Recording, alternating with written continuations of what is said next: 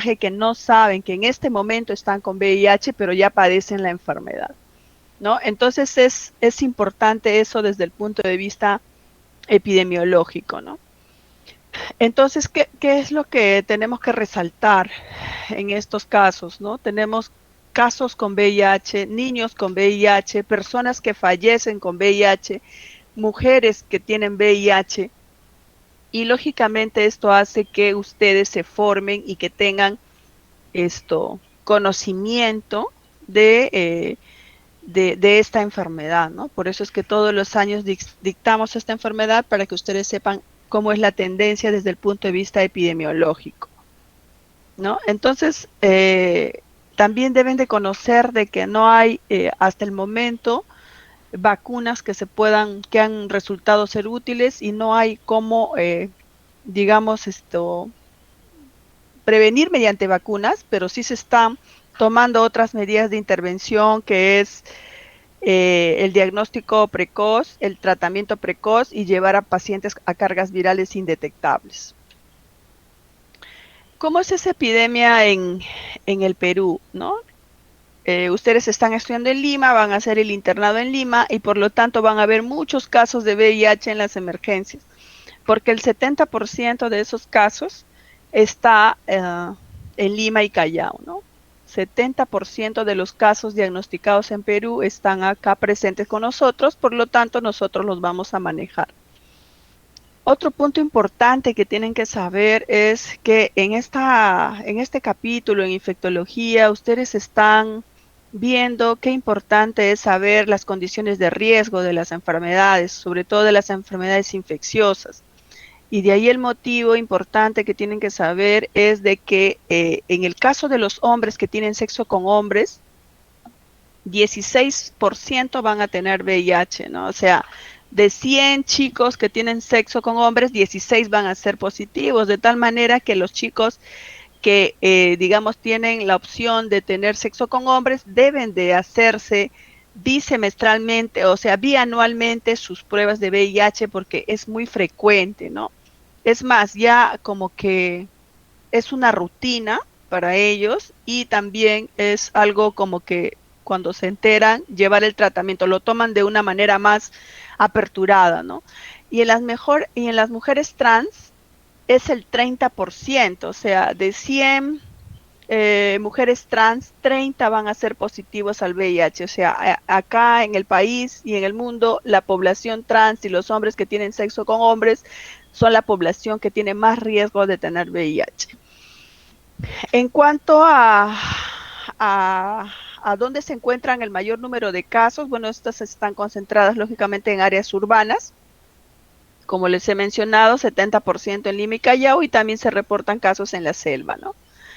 La prevalencia general estimada en nuestro medio es de 0.6%, ¿no? Y generalmente el diagnóstico, más de la mitad de los casos se hace en población que tiene de 20 a 34 años, ¿no? Entonces es importante que sepan eso, es importante en quién pueden pensar que tiene esta enfermedad, ¿no? Y sobre todo cuando las personas tienen un inicio precoz de sus relaciones sexuales. Así como esta enfermedad va, digamos, difundiéndose, también acá hemos tenido ya casos en la población nativa, ¿no? En la población abajún hay estudios donde el VIH es aproximadamente el 1.8%, ¿no? Entonces, en esa población, ustedes se pueden imaginar que es un poquito más difícil de intervenir debido a las costumbres y patrones culturales que puedan tener esa población. Entonces, tiene que ser el abordaje desde el punto de vista más multidisciplinario, ¿no? Eso es importante que tienen que saber. Esto es un cuadro de la cascada epidemiológica o son acuerdos internacionales que han llegado los países en que el 90% de los pacientes con VIH deberían de ser diagnosticados, el 90% tratados y el 90% de estar con cargas virales indetectables. Sería una de las formas que matemáticamente disminuirían los casos de VIH. Entonces los países han hecho diversas estrategias para hacer campañas de despistaje, el Estado da gratuitamente el tratamiento y el acceso, el inicio del tratamiento es cada vez más rápido, sin menos pruebas, sin tantas, ¿cómo se llama? Sin tantas, antes se tenía que hacer muchas pruebas, que pase por muchas personas y eso un poco dilataba el tratamiento y ahora es un poco más práctico, incluso hay recomendaciones que uno debe diagnosticar y tratar inmediatamente para que el paciente ya no tenga opción a pensar si va a recibir tratamiento o no, ¿no? Es una estrategia de intervención en la salud pública. Entonces, esto es una comparación en nuestro país de esa cascada en la atención del VIH del año 2014 y el año 2017, ¿no? Donde tenemos, por ejemplo, 72,000 casos de pacientes que viven con VIH, ¿no? En el año 2014 solo 64% sabían su diagnóstico, ¿no? Ya en el año 2017 el 78%, ¿no? El acceso al tratamiento, miren ustedes, ¿no? De 33,000 pacientes, digamos 46% de los que sabían su diagnóstico tenían acceso al tratamiento y ya en el año 2017 subió al 68% y solo el 37% en el año 2014 y 53% en el año 2017, ¿no? ¿Qué cosa quiere decir esto? Que el país debe hacer diversas estrategias donde se hagan más diagnósticos y las personas con VIH tengan más acceso precoz al tratamiento para que esto llegue al 90%, ¿no? En algunos países, con estas metas que han cumplido, han logrado disminuir sus casos de VIH, ¿no? Y eso se ha visto en muchos países, aunado a otras intervenciones, por ejemplo, como el PrEP, donde se ha visto, como en Nueva York, por ejemplo, que los casos con VIH han disminuido bastante con estas intervenciones, ¿no? Entonces, en lo que es la epidemiología en nuestro medio, ¿no? Ustedes saben que el VIH se identificó por primera vez en el año 81, ¿no? En el Perú, el primer caso que hubo fue en el año 83. En el año 83 vino un hombre que tenía sexo con hombre de Nueva York y se lo diagnosticó acá en Perú. Desde ahí a la fecha, pues han habido muchos casos, ¿no? Hasta febrero del 2020 estaban notificados 132,657 casos de VIH y 45,000 casos de SIDA, ¿no? Entonces esto es importante que ustedes sepan porque el diagnóstico de una patología va a depender también cuán accesibles son los test, ¿no? Entonces el año pasado pues ha habido digamos el país ha cambiado por esto del COVID, ¿no? El acceso al tratamiento, los hospitales están cerrados y los pacientes con VIH siguen habiendo, pero están sin acceso al tratamiento, ¿no? Entonces hemos visto que la tendencia pues de los casos ha sido al aumento, ¿no? Pero no sabemos si hay subregistro de casos también, gente que no dice que tiene VIH o gente que se compra su medicamento y que no quiere que sepan que tiene VIH, ¿no? Entonces eso es importante es importante que ustedes también lo conozcan. Desde el punto de vista epidemiológico, la distribución por sexo también es importante porque el VIH inició siendo una enfermedad que se transmitía solo en hombres, ¿no? Pero de pronto empezaron a aparecer mujeres y si aparecieron mujeres también aparecieron niños. La proporción de hombres y mujeres más o menos fue de 20-1 en un inicio y luego ya esa proporción lógicamente se ha ido disminuyendo. En el Perú la relación es más o menos 3.4 hombres por cada mujer. En algunos países, ¿no? La proporción puede ser 1-1, pero esto es en nuestro medio, ¿no? Entonces es importante tener presente que en nuestro país el VIH sigue siendo con una tendencia a favor de presentarse en hombres más que en mujeres. Esto es la parte de de la pirámide poblacional. Ustedes ven acá los casos de VIH. Las edades más frecuentes de presentación de casos son de 25 a 29 años, ¿no? Con una predisposición al sexo masculino, también pueden ver de que se notifican VIH no solo en población joven, también se pueden notificar casos en los extremos, ¿no? En población adulta y en niños, ¿no? Acá en niños, con las intervenciones, con las políticas adoptadas de los países en donde es obligatorio que se haga el despistaje a mujeres que están embarazadas, con el objetivo de disminuir el VIH en los niños y la sífilis congénita, ¿no? Cada vez existen menos niños, ¿no? Solamente hay riesgo en aquellas mujeres en donde no acceden a un servicio de salud y no se hace ninguna prueba. Todavía pudieran haber en este tipo de mujeres ese riesgo, ¿no? Sin embargo, con la atención integral de salud, con el SIS, que es gratuito para las gestantes, esto lógicamente facilita, ¿no? Porque se le da todas las facilidades a la gestante para que sea controlada.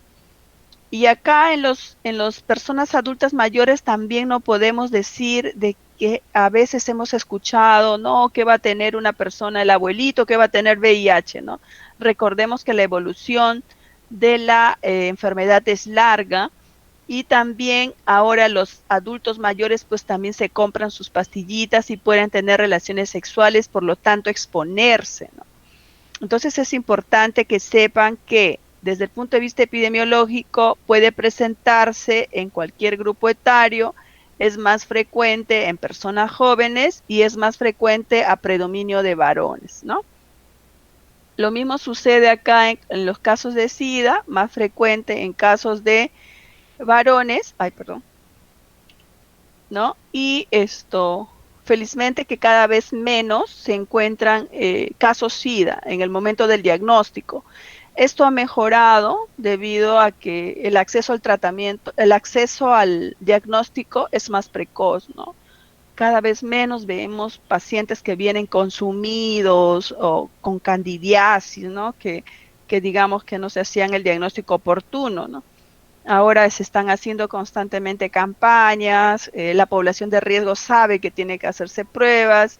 Ustedes que están ahorita capacitándose pueden recomendar a sus amigos, ¿no? Que tienen que también, si son población de riesgo, se hagan semestralmente esta prueba, como hacerse un hemograma, un colesterol o un triglicérido, ¿no? Es más, todos los que inician relaciones sexuales tendrían que hacerse esta prueba para estar seguros de que no haya riesgo de contagio, ¿no? Entonces, eso es importante, ¿no? Tenemos, mira, la mediana de edad 30 años y de todas maneras es una población joven, ¿no?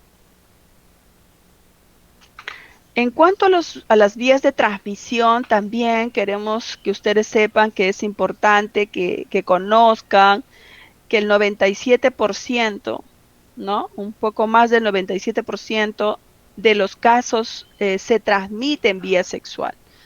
Las relaciones sexuales no protegidas son las principales, es la principal causa de transmisión del VIH, ¿no?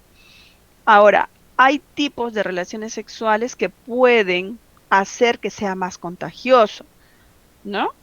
Hay más riesgo, por ejemplo, cuando tienes, por ejemplo, una persona tiene sexo con una persona que tenga, por ejemplo, herpes genital, que tenga una úlcera, que tenga, por ejemplo, fluidos, flujo, ¿no?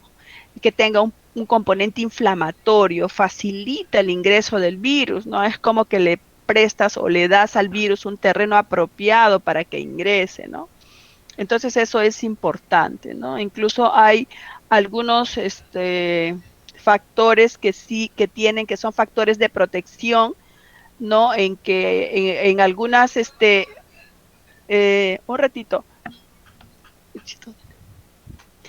le dices, en algunos casos, ¿no? En algunos casos es importante que como una medida de intervención, los chicos son circuncidados, ¿no? Entonces, porque el hombre circuncidado tiene un riesgo de protección en cuanto a la transmisión, ¿no? Entonces, eso es importante que ustedes sepan.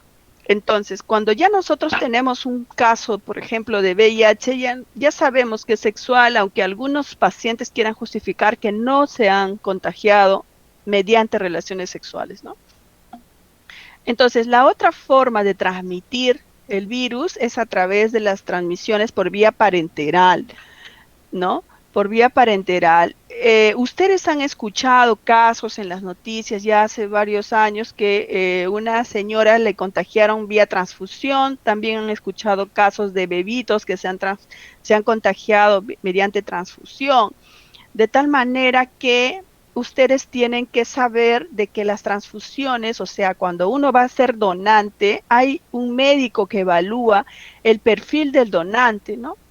Las condiciones de riesgo que tiene ese donante, te hacen una entrevista, si has tenido relaciones sexuales, tu opción sexual, si has tenido tatuajes, has tenido, o sea, has tenido fiebre o algo que te diga que estás enfermo. ¿Por qué? Porque también hay un riesgo menor, ¿no? Ha disminuido con estas medidas de encuestas, entrevistas, ¿no? También con las pruebas que detectan precozmente el antígeno P24, ha disminuido ese riesgo, por lo tanto, ya es menor, ¿no? Representa el 0.41%, pero sin embargo el riesgo está presente, ¿no? Entonces es importante tener ese conocimiento.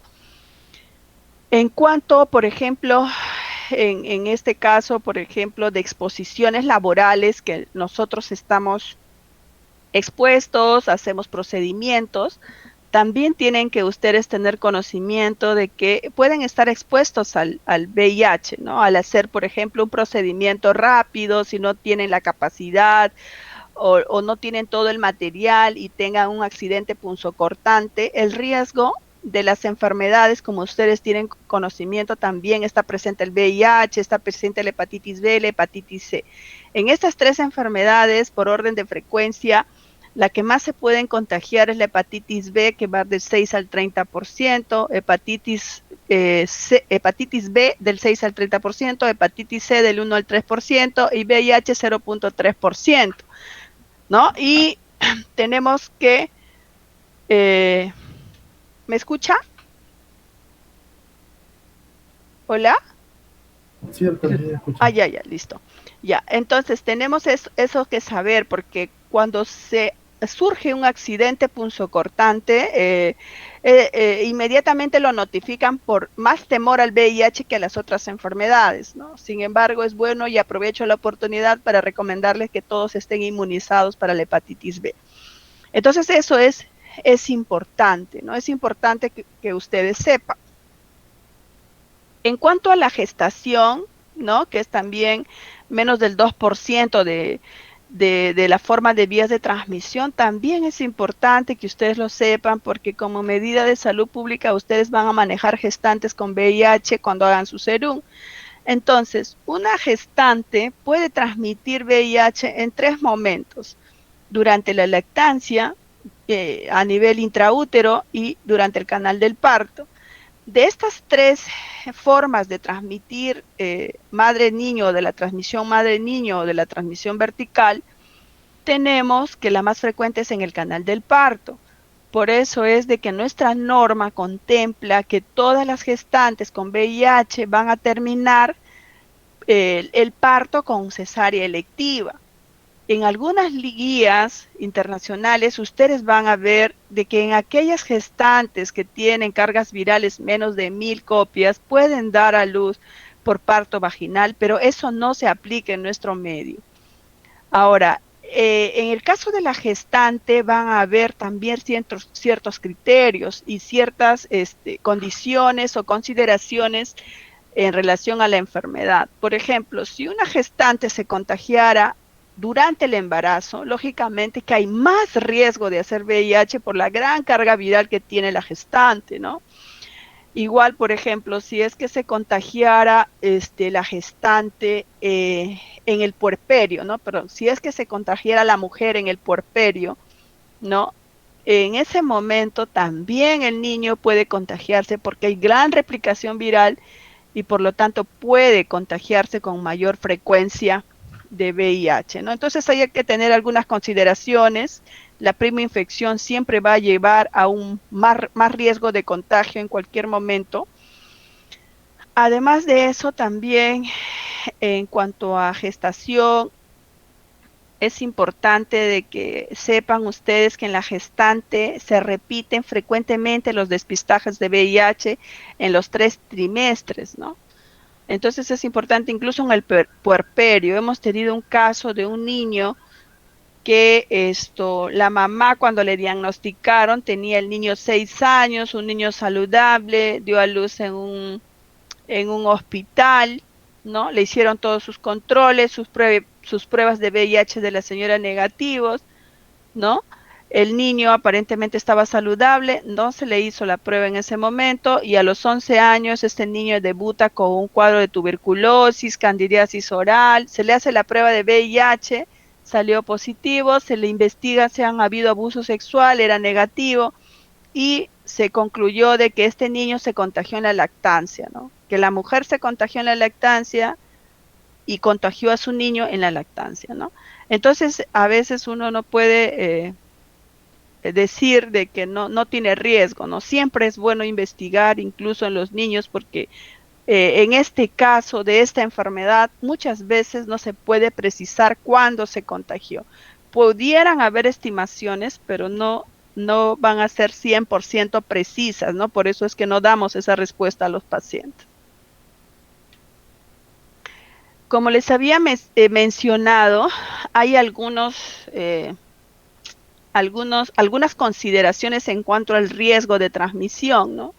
Lógicamente, pacientes que están en SIDA pueden transmitir más porque es inversamente proporcional entre el CD4 y la carga. La relación es inversa entre el CD4 y la carga viral.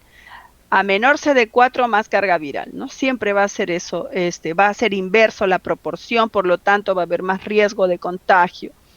En la prima infección, que es cuando les dije que es hasta 20 veces la posibilidad de que un paciente se pueda contagiar si tiene sexo sin protección, cuando hay alguna enfermedad de transmisión sexual, ¿no? Hay también riesgo considerable y otras consideraciones en cuanto a tener relaciones, por ejemplo, con la menstruación, en el caso de ectopia cervical, anticonceptivos y avitaminosis que también pueden inducir que la proporción o que los riesgos puedan incrementarse, ¿no? Y hay también protección en el caso, por ejemplo, de los circuncidados, más bien es a favor del varón para que no se contagie, ¿no? Listo, entonces, continuemos. Esto es, creo que lo necesario que tendrían que saber en cuanto a la epidemiología, ¿no? Como conclusión de esa parte, podríamos decir que el VIH está frecuente, que el VIH es más frecuente en hombres, que el VIH es frecuente en la edad de 20 a 30, de 25 a 29 años, que la edad promedio es una persona pues joven, que puede dar a los extremos de la vida, que su contagio es en los momentos a predominio de las relaciones sexuales. Entonces, con eso es importante para que también cuando hagan la historia clínica valoren el riesgo, ¿no? Que es importante también que sepan que es frecuente en los hombres que tienen sexo con hombres y en las mujeres trans, ¿no? Ahora, en sí, en lo referente al virus, como ustedes tienen conocimiento, muchas enfermedades pues han venido con la intervención de los animales hacia el hombre, ¿no? Lo mismo sucedió con el VIH, ¿no? Un salto interespecie del virus de la inmunodeficiencia simiana al humano ha hecho pues de que aparezca esta enfermedad en el ser humano, ¿no? Y que se hayan encontrado 2 tipos de virus, que es el VIH1 y el VIH2, ¿no? El VIH1 más difundido a nivel mundial y el VIH2 más circunscrito a la parte del África. Sin embargo, su frecuencia en el mundo va aumentando debido a que las personas en un momento estamos aquí y en otros momentos en otro país, ¿no? Entonces eso ha hecho que las enfermedades se puedan difundir en el mundo. Entonces, ¿por qué hasta este momento no se ha podido encontrar una vacuna que pueda frenar esta enfermedad? La respuesta sería porque la parte genética de este virus es complejo, ¿no? Y eso ustedes lo están viviendo también con el COVID, que ya están viendo mutaciones, que están haciendo una vacuna y ya están viendo si esa vacuna cubre esas mutaciones, etcétera. Entonces, el virus, por su alto poder de replicación, es un virus que va mutando fácilmente, ¿no? Entonces, hasta el momento no se han podido identificar una vacuna para el VIH. Todas las que se han elaborado han sido realmente frustras. Este virus tiene 3 grupos, ¿no? El grupo M, el grupo O y el grupo N, ¿no? Pero a la vez, ¿no? Tienen subtipos, ¿no? Por ejemplo, el grupo M tiene del subtipo A la K, ¿no? Y entre estos subtipos pueden haber recombinaciones. Entonces, como ustedes saben, pues las vacunas tienen que cubrir todas las recombinaciones, ¿no? Para que pueda ser efectiva. Y eso es lo que ha hecho, pues, que ahora todavía no tengamos una vacuna eficaz, ¿no? Dentro de los subtipos tenemos, ¿no? Múltiples subtipos, la gente, pues, gente que va de acá para Europa, ¿no? Para Estados Unidos, para América, ¿no? Y tiene sexo, entonces los subtipos van y vienen, ¿no? En el Perú, el subtipo B es el más frecuente, podemos encontrar también el AB, ¿no? Y esto no se tipifica el subtipo de rutina solamente, digamos, como investigación, ¿no? Sin embargo, es importante que ustedes sepan que hay diferentes subtipos y que cada vez los subtipos están de un lugar a otro, ¿no? Este es el virus, ¿no? Este es el virus. Me gustaría que siempre recuerden que este virus tiene una doble cadena de ARN, o sea, es un retrovirus, tiene partes importantes que van a ayudar en su ciclo de reproducción, por ejemplo, como la glicoproteína 120, la glicoproteína 41, ¿no? Tienen proteínas importantes como la P24, que va a ayudar mucho en el diagnóstico precoz, ¿no? Y tiene una enzima importante que es la transcriptasa inversa, que va a ayudar que siendo un virus de ARN pueda pasar a ser un virus ADN, ¿no? Entonces estas son las partes más importantes que ustedes tienen que recordar del virus.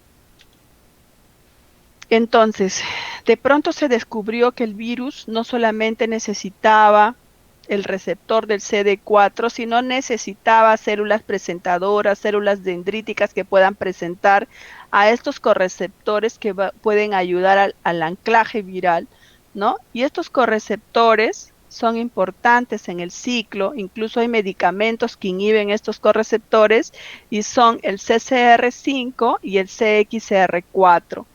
Estos, digamos, van a estar en la membrana celular, por lo tanto, la glicoproteína 120 y la 41, una vez que se unen al CD4, van a ser ayudados por este correceptor para que este virus pueda ingresar a la célula, ¿no? Entonces es importante esta parte que ustedes sepan. Este es el ciclo de reproducción del virus, ¿no? Cuando una persona se infecta, lo primero que va a hacer este virus es adherirse a la célula, ¿no? Entonces, ¿no? Va a adherirse a este receptor CD4 y con estos correceptores se va a dar el primer paso, que es la parte de la fusión, ¿no? Entonces va a entrar el virus a la célula y dentro de la célula va a actuar la transcripción, o sea, la transcriptasa inversa, que va a pasar este virus ARN a un virus ADN, ¿no? Por eso es que nuestro organismo no lo reconoce. Y luego de que ha realizado esta función, esta enzima transcriptasa inversa, va a venir el virus y a través de estas integrasas se va a unir este ADN a este ADN del huésped, ¿no? Entonces se produce la integración. Y luego de esta integración empieza todo el proceso de ensamblaje viral que gracias a estas proteínas, ¿no? va a alimentarse y van a salir virus inmaduros y luego van a madurar y salen nuevos virus a comprometer nuevos CD4. Entonces, dentro del ciclo de reproducción, y ustedes tienen que recordar que está la fusión, la transcripción, la integración, el ensamblaje viral, que es a través de las proteasas, ¿no? Y de ahí ya sale el virus maduro, ¿no? Virus inmaduros, virus maduros.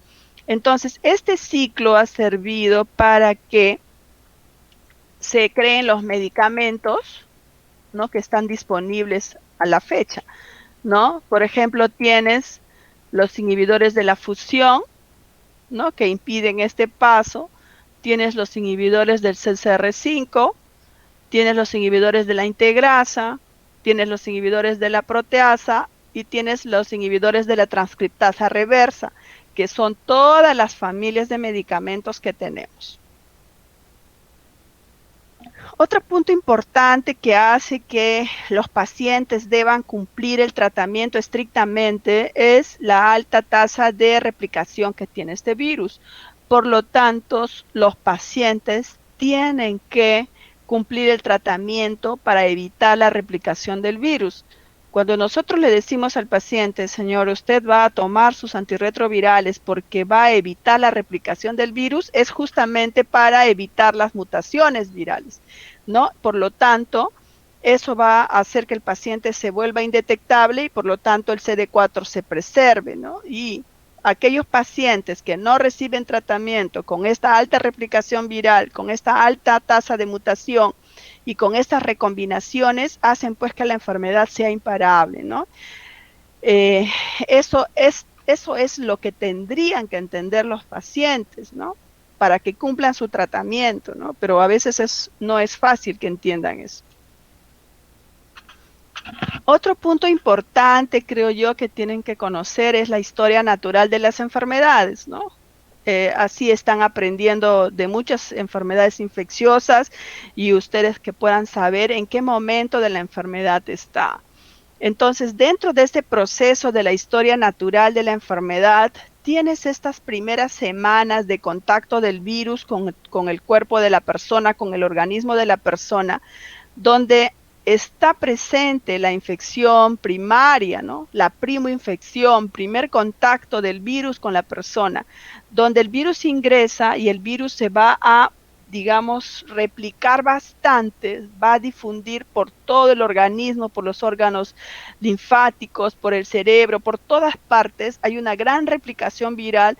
Lógicamente hay una disminución del CD4 porque el organismo de la persona intenta defenderse, hay un choque entre estos dos, el CD4 disminuye, ¿no?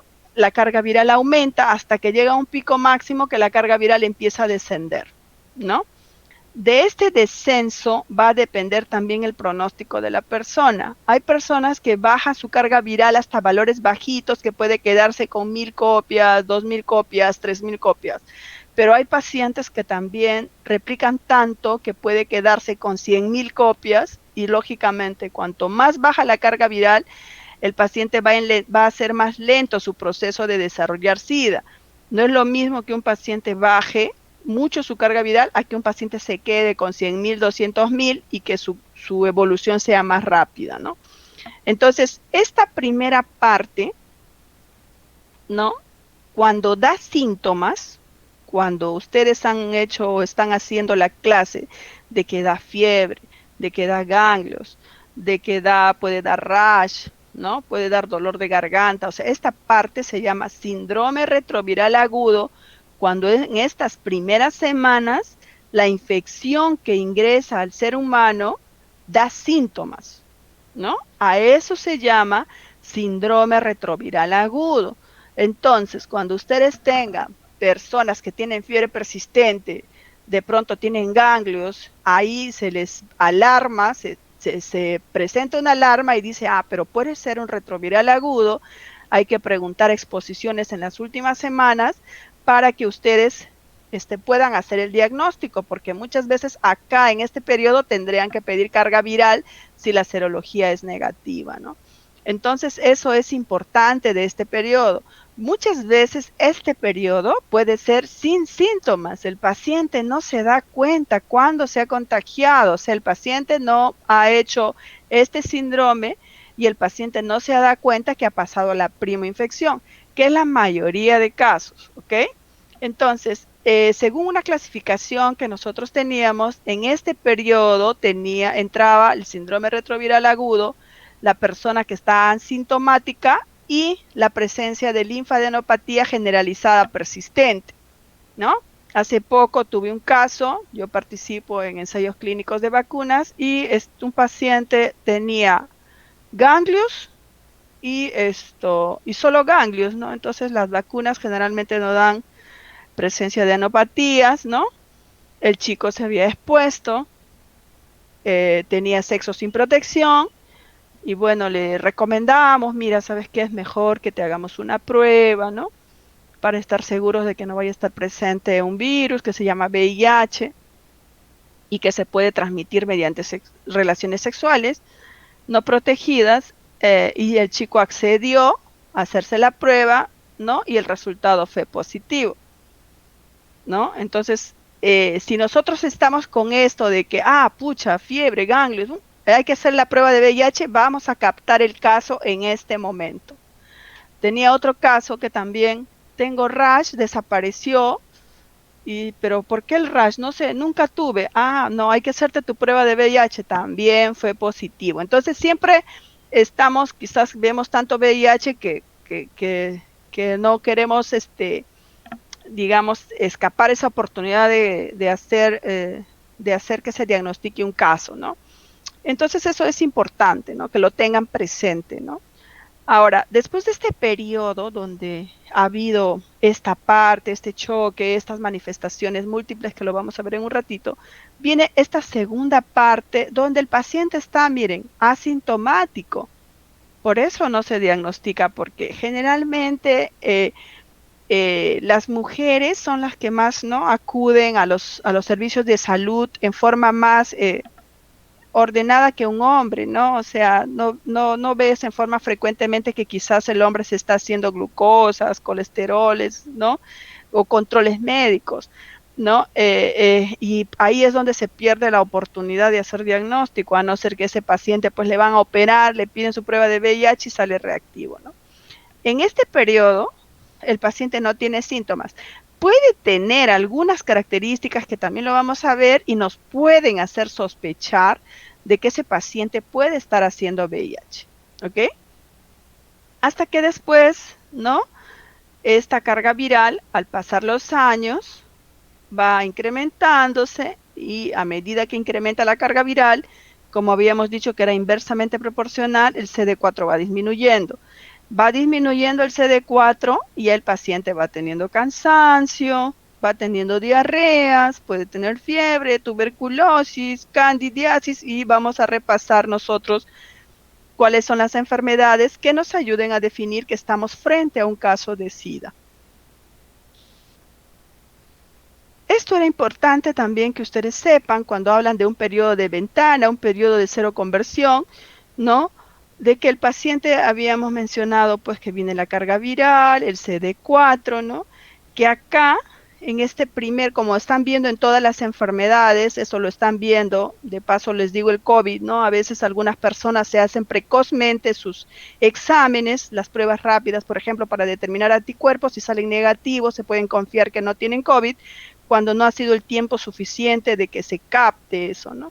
Entonces, en el caso del VIH, como ya es una enfermedad más antigua, ¿no? Ya se hacen pruebas, pero que tienen antígeno P24, por lo tanto, este periodo de ventana se ha acortado, ¿no?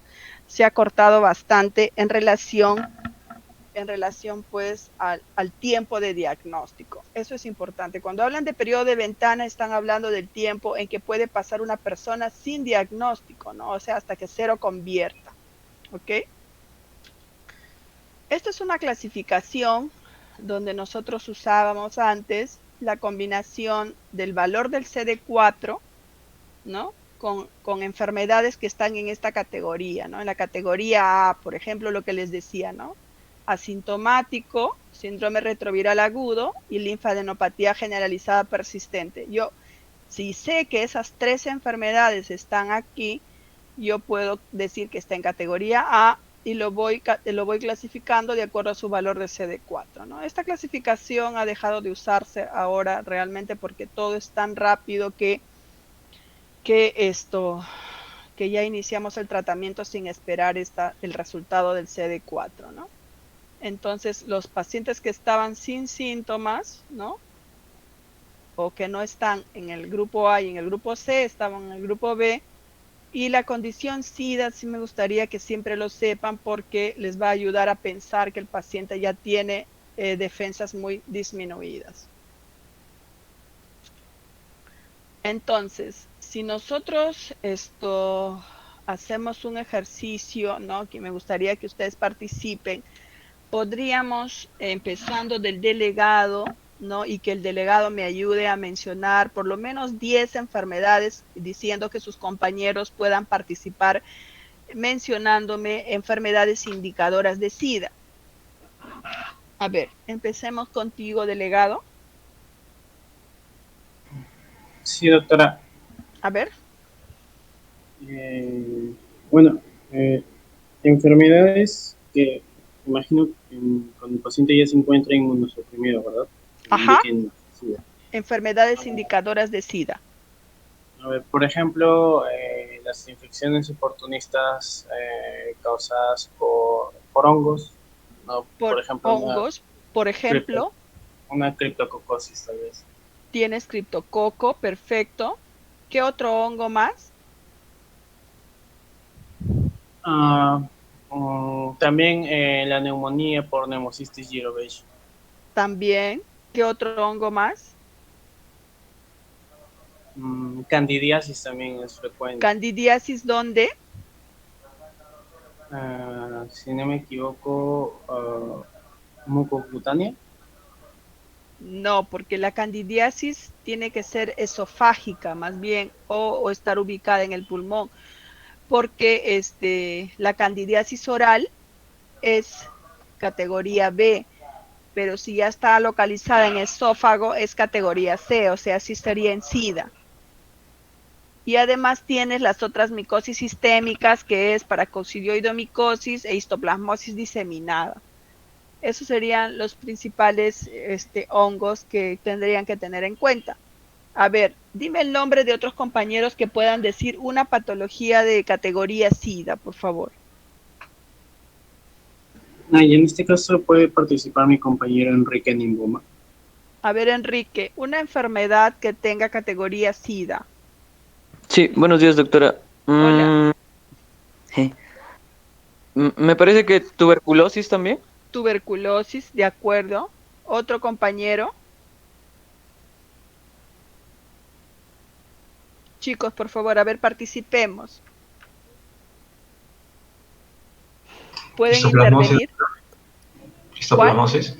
Histoplasmosis. Ya dijimos, ¿no? Histoplasmosis diseminada, sí. ¿Qué otra patología más? Toxoplasmosis cerebral. Toxoplasmosis, perfecto. ¿Otro compañero? Encefalopatía por VIH de repente. Encefalopatía, sí. ¿Otro compañero? Linfoma no Hodgkin. Linfoma no Hodgkin y citomegalovirus también, perfecto. ¿Otro? Sarcoma de Kaposi. Sarcoma de Kaposi, perfecto. ¿Otro compañero?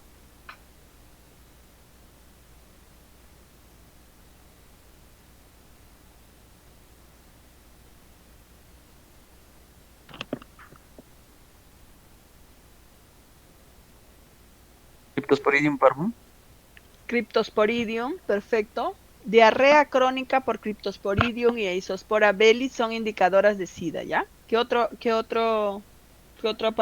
patógeno?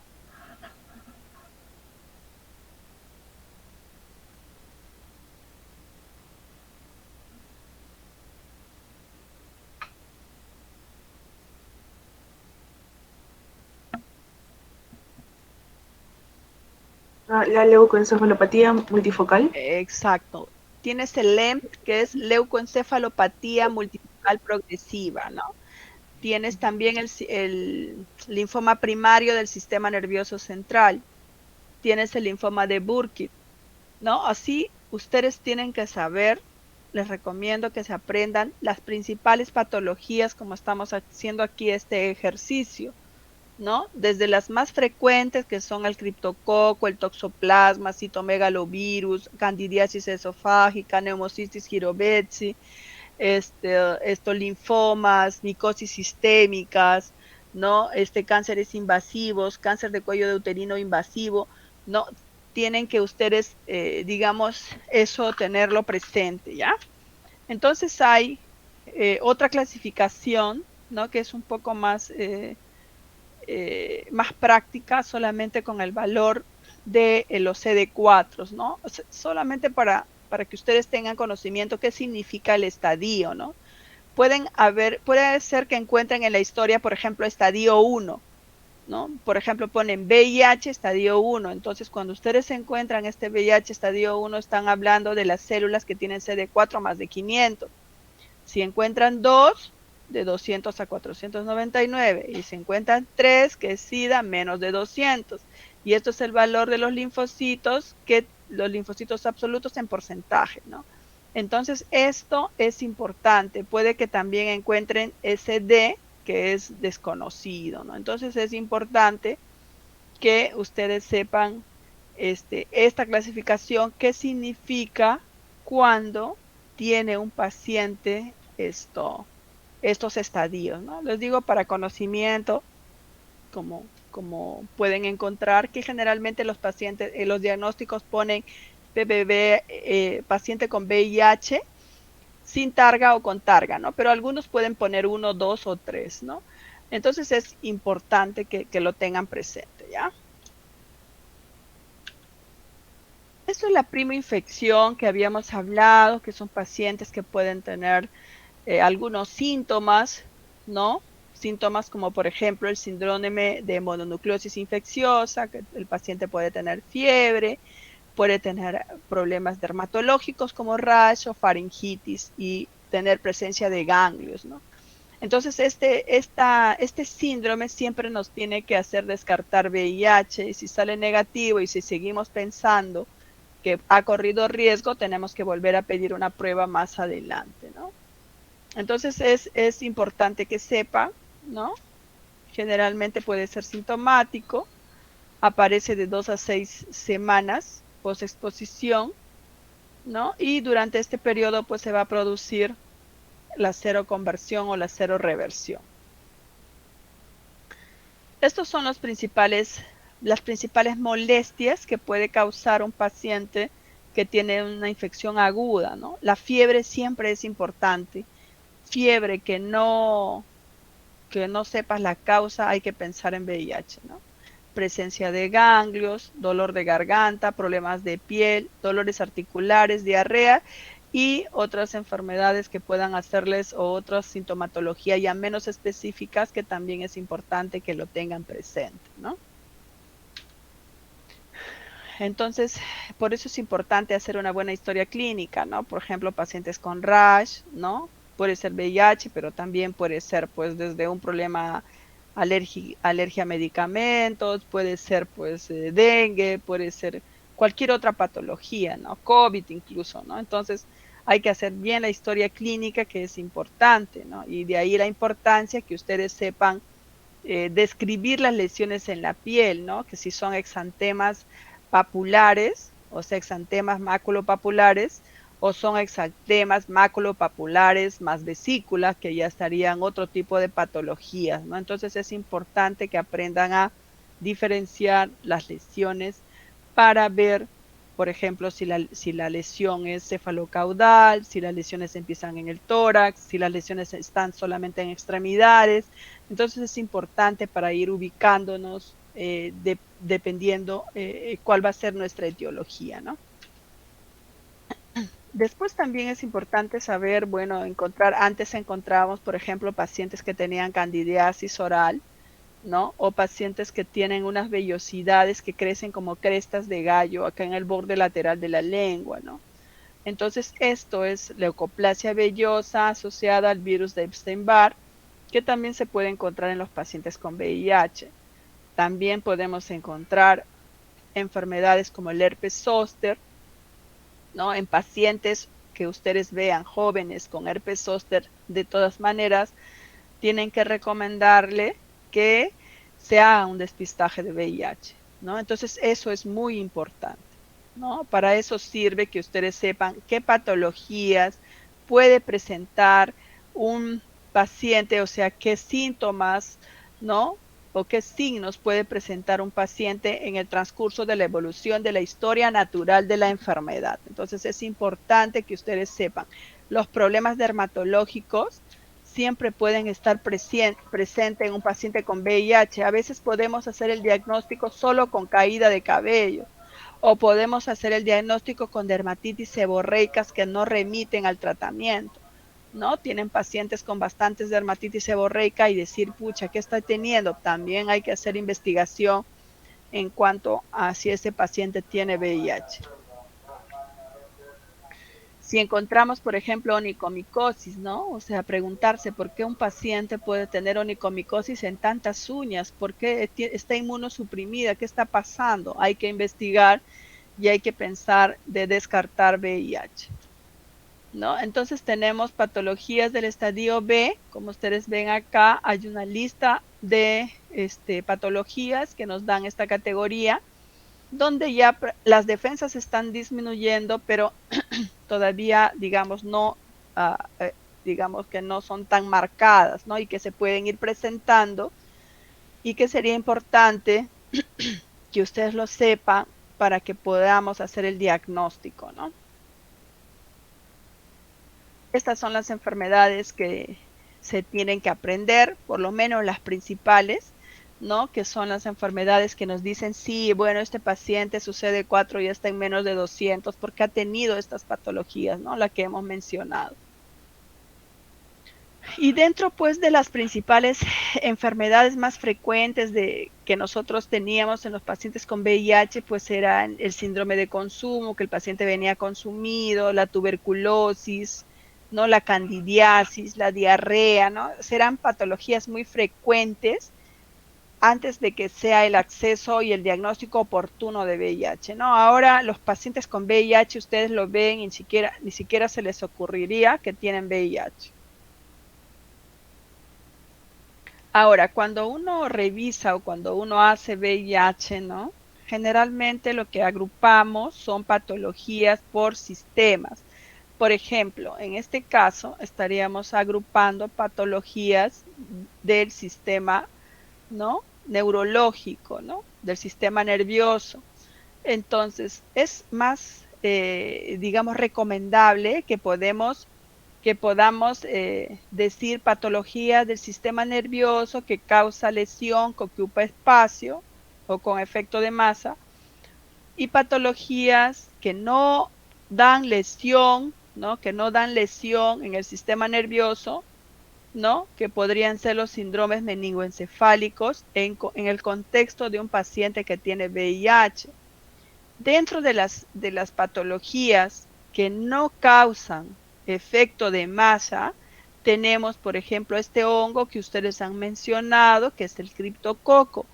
El criptococo es una patología que puede presentarse en pacientes inmunosuprimidos, cuya característica principal es la presencia de cefalea.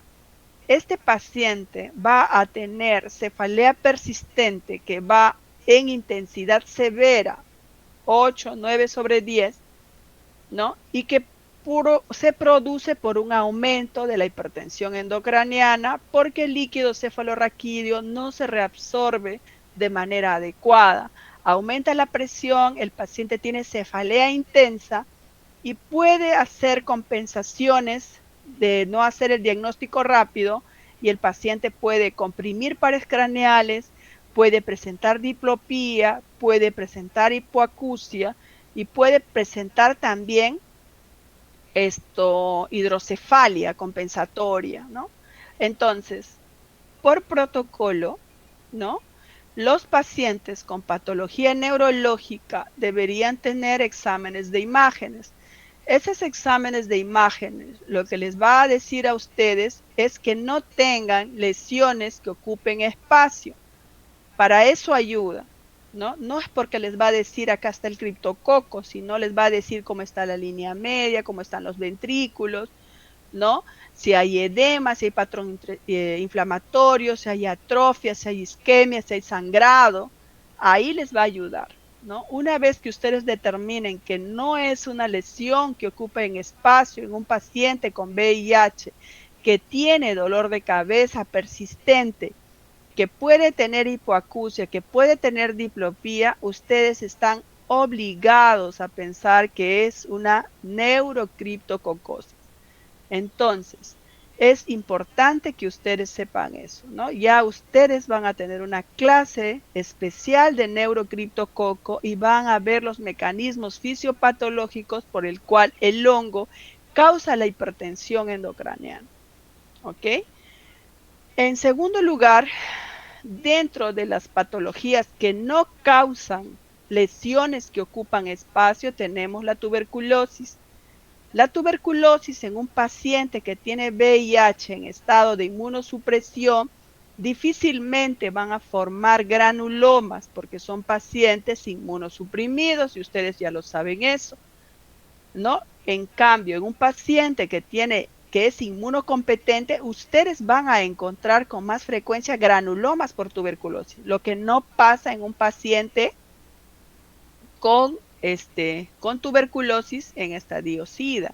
Es un paciente que tiene dolor de cabeza, pero lo característico en este caso es que ese paciente va a tener signos meningios, van a encontrar rigidez de nuca marcada, ¿no? Van a encontrar Kernig, Krusinski, ¿no? Van a encontrar sintomatología de malestar general, fiebre vespertina, paciente puede toser, o sea, buscar tuberculosis. Entonces tienes no lesión que ocupe espacio, más signos meningios en un paciente con VIH es igual a tuberculosis, meningitis por tuberculosis, ¿no?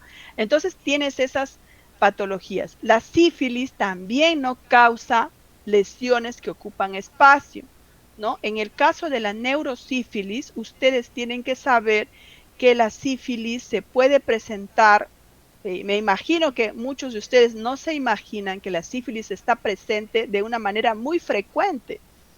Por lo tanto, es más frecuente en los pacientes con VIH. Entonces, los pacientes con VIH que tienen una prueba diagnóstico de sífilis con diluciones mayores a 1/32, tienen que ir a hacerse por protocolo una punción lumbar y buscar sífilis para que se haga el diagnóstico, ¿no? Porque muchas veces cuando ya ustedes quisieran tener una neurosífilis con manifestaciones tardías como tabes dorsal, ¿no?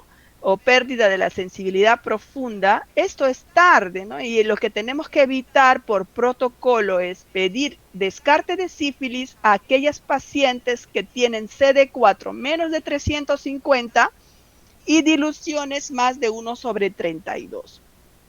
Entonces, estamos hablando de patología neurológica sin que ocupe espacio. Tenemos al criptococo, tenemos a la tuberculosis, tenemos a la neurosífilis, ¿no? Ahora, las otras patologías son lesiones que ocupan espacio, ¿no?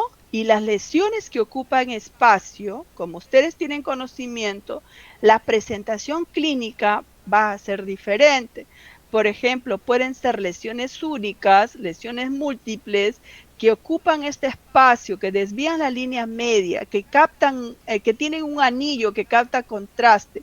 Este paciente, como tiene una lesión que ocupa espacio, podría venir desde el punto de vista clínico, quizás convulsionando, quizás focalizando. Esa va a ser su principal manifestación clínica. Entonces, cuando tengan un paciente que venga, que esté con VIH, que tenga SIDA, ¿no? La primera causa siempre va a ser toxoplasmosis cerebral. 70% de posibilidades de que sea toxoplasmosis cerebral, esta lesión que ocupa espacio. Como ustedes también entenderán que no es fácil pues hacer una biopsia a un paciente para saber si es toxoplasma, porque muchas veces la serología no ayuda, ¿no? El hecho de que sea serología negativa no descarta que sea toxoplasmosis. Entonces, empíricamente nosotros damos tratamiento, ¿no? Tenemos que además de tener un proceso de neurotoxoplasmosis que es 70% de posibilidades en una persona que viene convulsionando, tienes un 15% de que esa persona también pueda tener un linfoma primario, ¿no? Y también pudieras tener personas que tengan leucoencefalopatía multifocal progresiva, ¿no? Entonces tienes linfoma primario del sistema nervioso central, tienes leucoencefalopatía progresiva y tienes neurotoxoplasmosis. A la cabeza, ¿no? Entonces, eso es lo que tienes que saber. Cuando tienes un problema neurológico en VIH, tu siguiente pregunta ¿es un síndrome tumoral o es un síndrome meningoencefálico? Si es un síndrome tumoral, me voy al manejo de los procesos que ocupan espacio en el sistema nervioso central. Tengo 70% de toxoplasma, 15% de linfoma primario asociado al virus de Epstein-Barr y tengo las otras causas. Si no es una lesión tumoral que ocupa un espacio, te vas al otro brazo, que son los síndromes meningoencefálicos. Tienes criptococo, que causa hipertensión endocraniana, tienes tuberculosis, que causa signos meningios, tienes neurolues de descarte, ¿no? Entonces esas son las patologías. Y cuando ya no encuentras nada asociado a SIDA, tienes este complejo de demencia-SIDA también, ¿no? En el proceso neurológico. Entonces, eso es importante que ustedes tengan conocimiento, ¿ya? A ver el delegado si me ayuda a leer este caso clínico. Sí, doctora. A ver. Ahora un momento. Estoy teniendo problemas con mi internet para poder leerlo. Ok.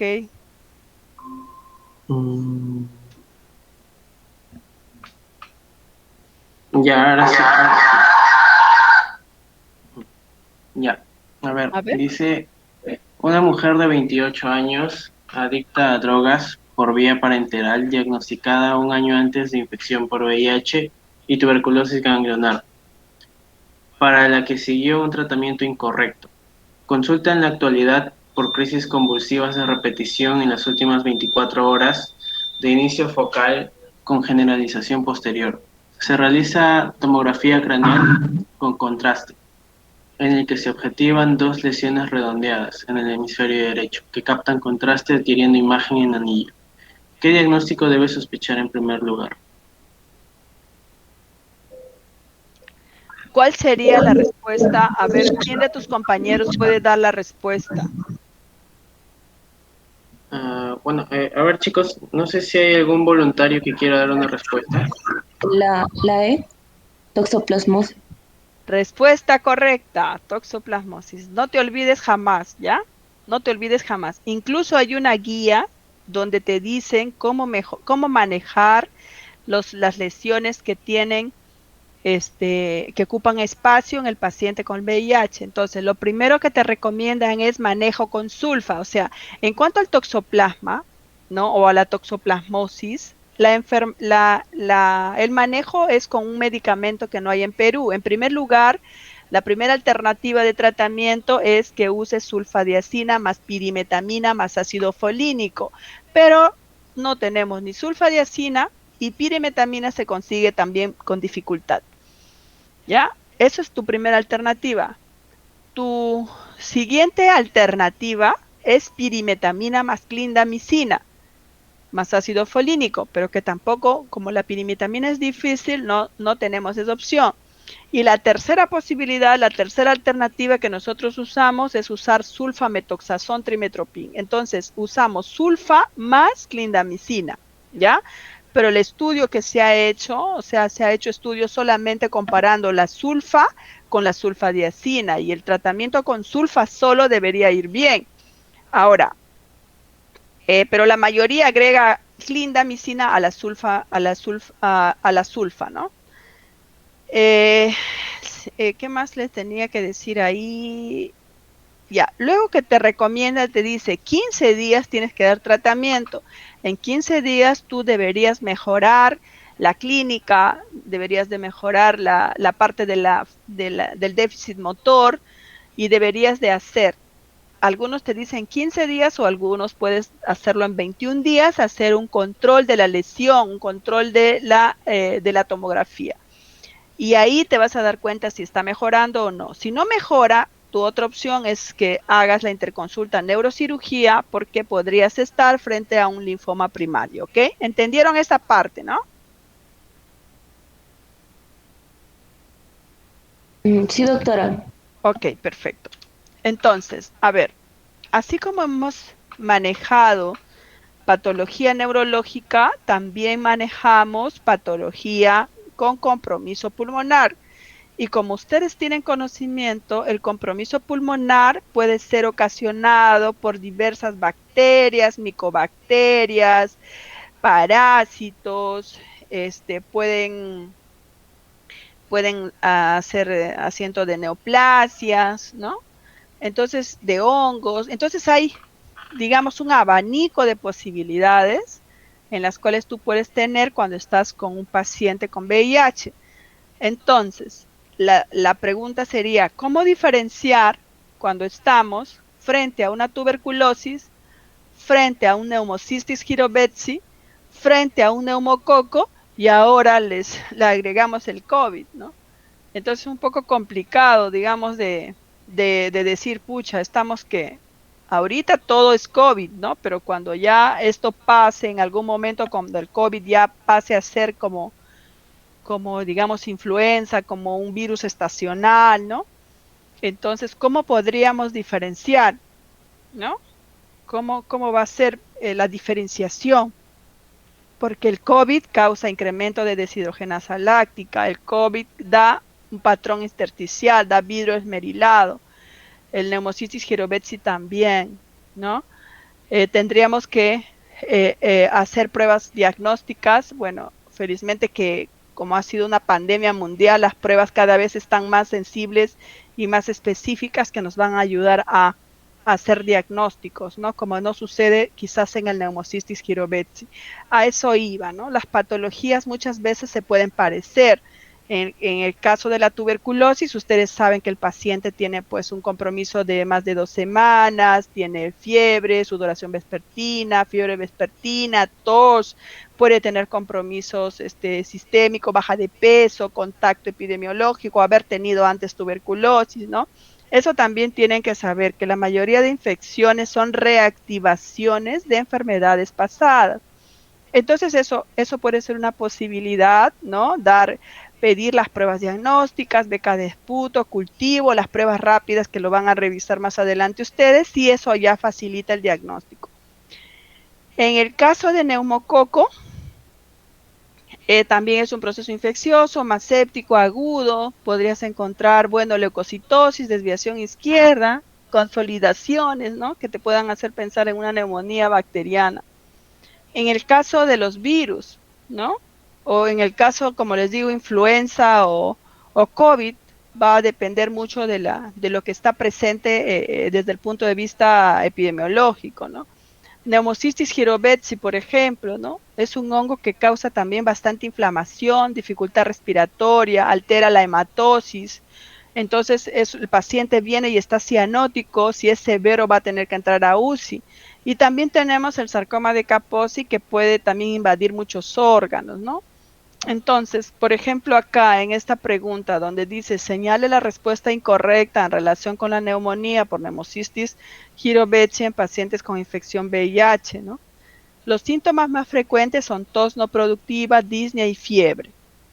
La radiografía de tórax puede ser inicialmente normal. La prueba diagnóstica más rentable es el lavado bronquialveolar a través de broncoscopía. El tratamiento de elección es cotrimoxazol y no debe usarse corticoides en casos graves por el riesgo de agravar la inmunosupresión. ¿Cuál sería la respuesta incorrecta?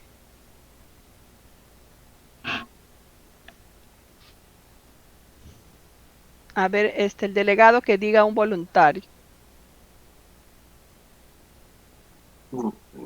Ya, a ver, chicos, no sé si hay algún voluntario, sino para llamar. Ahí.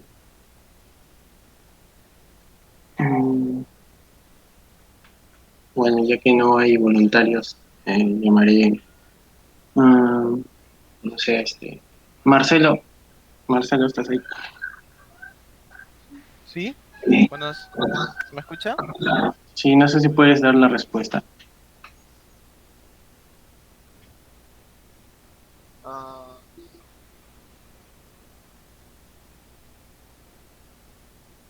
no sé cuál sería la respuesta, doctora. Ya, ¿la cual? Tal vez la C. ¿La C? No, la respuesta es esta, mira.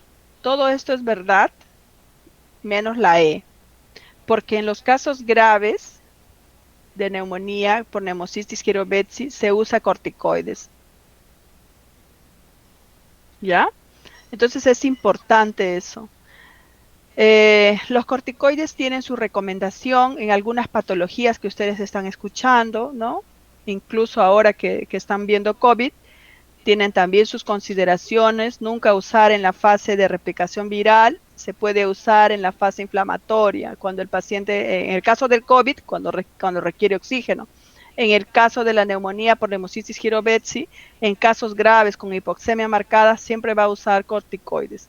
Ahora, otra cosa que acá es que a los pacientes cuando están en SIDA y tienen CD4 menos de 200, a todos se les da cotrimoxazol para prevenir neumocistis girovecii. ¿Ok? Eso es importante que también lo sepan. Como profilaxis. En el caso del VIH, ustedes van a tener profilaxis primarias y profilaxis secundarias. En el caso de profilaxis primaria, tienes para dar isoniazida a los casos de tuberculosis y también tienes para dar cotrimoxazol forte. Y la profilaxis secundaria es, por ejemplo, cuando puedes haber tenido criptococo y tienes que mantener el fluconazol, ¿no? O citomegalovirus para que no se active la enfermedad, ¿no? Entonces también eso es un concepto importante. En el caso de diarrea, por ejemplo, pacientes que tienen diarrea persistente, antes veíamos mucho las diarreas por coccidias, ¿no? Veíamos bastante pacientes que tenían diarrea, no mejoraban. Ahora cada vez menos, pero estos coccidias son importantes que ustedes siempre piensen en pacientes con VIH. Y lo tienen que poner búsqueda de coccidias porque necesitan tinciones especiales. Si no lo ponen, no lo van a buscar porque no lo van a colorear. Entonces tienes Cystospora belli, Cyclospora cayetanensis y Cryptosporidium. Entonces, si tienen un caso clínico de un paciente con cuadro de diarrea crónica, con deposiciones líquidas abundantes, sin dolor abdominal ni fiebre, te orientará más a pensar a Cryptosporidium. ¿Ok? Entonces, eso es importante. Así como hemos visto que comprometes el sistema nervioso, el sistema respiratorio, también tienes patología de la vista, ¿no? Tienes retinitis por citomegalovirus, tienes retinitis por toxoplasmosis, tienes uveitis por sífilis y acá, lógicamente, el que te va a ayudar mucho en el diagnóstico es el oftalmólogo.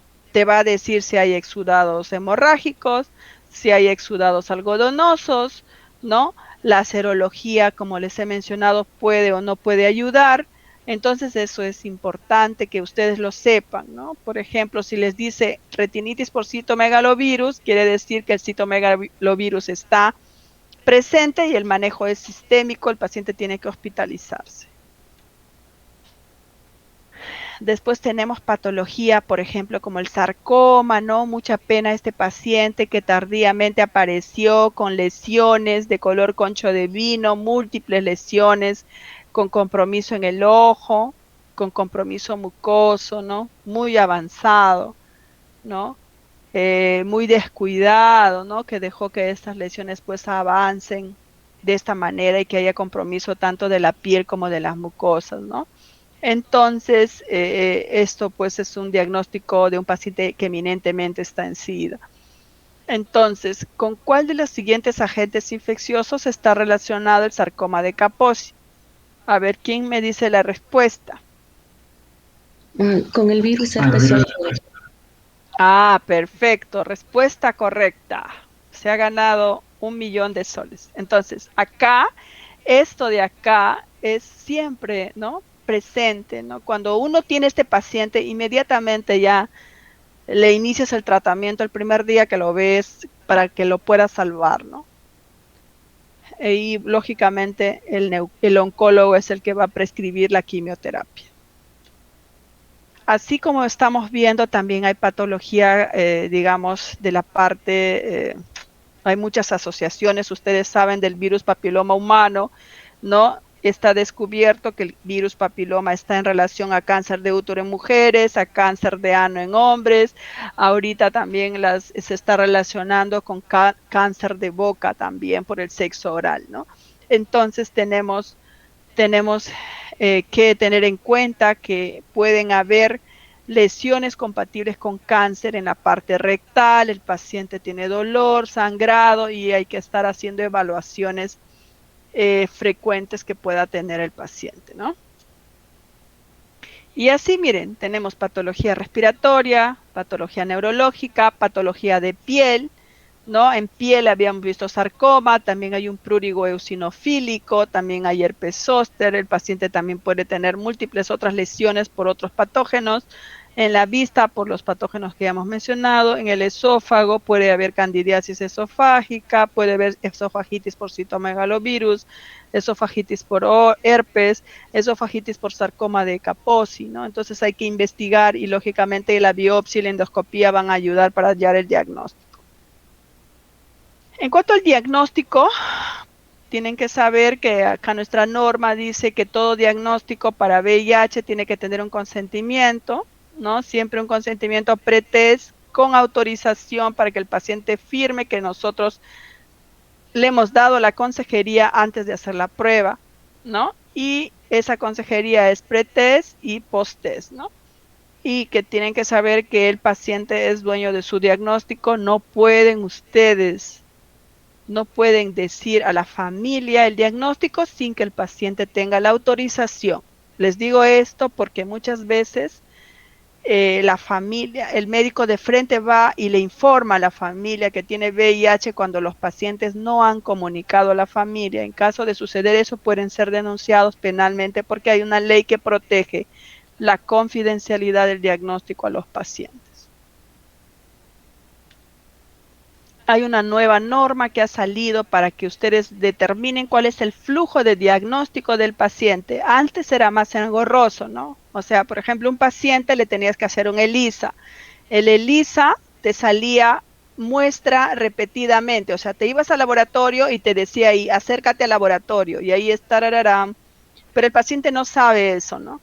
Entonces el paciente se va, le sacan una nueva muestra, y le dicen pues cualquier cosa, le dicen que es necesario hacer otra, se perdió su muestra, lo que fuera, le sacan otra muestra y recién ahí salía como reactivo. Esa muestra de reactivo recién iba a la consejería post-test, pero todavía necesitaba ser confirmada y los hospitales llevaban esa ELISA al INS y el INS volvía a repetir el ELISA y del ELISA hacía una prueba de inmunofluorescencia indirecta, o sea que era larguísimo, ¿no? Ahora eso ya se ha cortado, ¿no? Todo se acorta felizmente con la ciencia. Entonces tienes una prueba de tamizaje, ¿no? Suponiendo que esto es una prueba rápida de tamizaje. Si el resultado sale reactivo, ¿no? Necesitas hacer una segunda prueba con una marca diferente de test, ¿no? Si el resultado sale reactivo, ¿no? Si el resultado sale reactivo, ese paciente ya es un paciente que tiene que pasar al programa, ¿no? Le vas a iniciar tratamiento, pero lógicamente le vas a hacer una carga viral previo al inicio del targa. Esta carga viral es la que sirve como confirmatoria, ¿no? Si el paciente sale reactivo, le haces otra prueba que sale negativo, tienes que ir a seguir. Como hay una discordancia acá, le puedes sacar una ELISA o le puedes hacer una carga viral. entonces ya tienes que evaluarla clínicamente, ¿no? Pueden haber estos falsos positivos también, lógicamente, siempre hay que ver la parte clínica epidemiológica, ¿no? Porque de todas maneras puedes decir que tiene VIH y de repente es un falso positivo y el paciente hasta se puede suicidar y no has manejado bien esa parte, ¿no? Entonces siempre hay que ver a quién estamos informando, qué riesgos ha tenido. De repente estás dando una prueba y nunca ha tenido relaciones sexuales o nunca ha tenido transfusión, no sé. Entonces hay que ver, realmente hay que estar seguros, pero si digamos que dependiendo con el tipo de población, lógicamente si estás atendiendo a una persona trans donde el 30% va a ser positivo, no va a ser más fácil, ¿no? Entonces eso es importante, ¿ya? Si sale no reactivo, también reportar como no reactivo, ¿no? Entonces esto es el flujo nuevo de la nueva norma técnica que nosotros estamos siguiendo. Y esto ha ayudado, ¿no? Esto ha ayudado porque antes teníamos, cuando teníamos pruebas de primera generación, teníamos que esperar, miren, más de 40 días.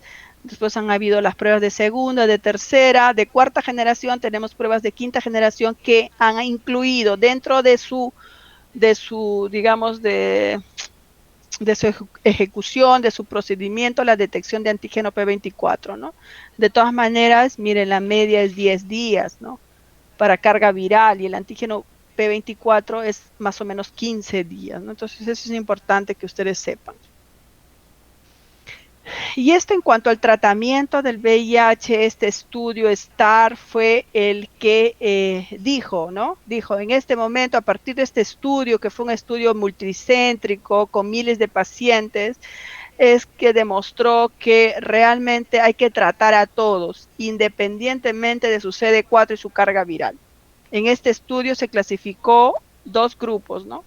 Pacientes que iniciaban tratamiento con más de 500 y pacientes que no iniciaban tratamiento no iniciaban tratamiento. A la larga, en el seguimiento, los que no estaban en tratamiento murieron más que los que estaban en tratamiento y desde ahí ya se da tratamiento a todo el mundo, ¿no? Entonces, ahora, esto es lo que en este momento les digo. Pueda que más adelante hayan ciertos estudios que se han presentado en el CROI, ahora en el Congreso Mundial de VIH, donde están haciendo tratamientos intermitentes, porque ya hay otros tipos de tratamientos, ¿no? Antes se realizó un estudio SMART donde digamos que se les daba a los pacientes, se les suspendía, se les daba, se les suspendía, pero en ese transcurso mucha gente murió y ese estudio se suspendió. Pero todavía siempre se hace ciencia, entonces más adelante puede que esto cambie, ¿ya? Entonces ustedes saben que esto es dinámico, ¿no? Es dinámico. Estas son las familias de medicamentos que nosotros tenemos, ¿no? Tenemos, por ejemplo, los inhibidores de la transcriptasa reversa. Tienes acá el abacavir, la dinanocina que ya no se usa, la entecitabina que viene con el tenofovir, la lamivudina, ¿no? Que también se sigue usando, la estabudina que ya no se usa y el sidobudina que ya cada vez se usa menos. Tienes el inhibidor del nucleótido que es el tenofovir. Tienes los no nucleósidos, que tienes el efavirenz, la etravirina, la nevirapina, la rilpivirina y la doravirina. Tienes los inhibidores de proteasa, el atazana ritonavir, darunavir ritonavir, fosamprenavir, indinavir que ya no tenemos, lopinavir ritonavir y saquinavir ritonavir que se usa poco. Tienes los inhibidores de los correceptores SR5 que es el maraviroc.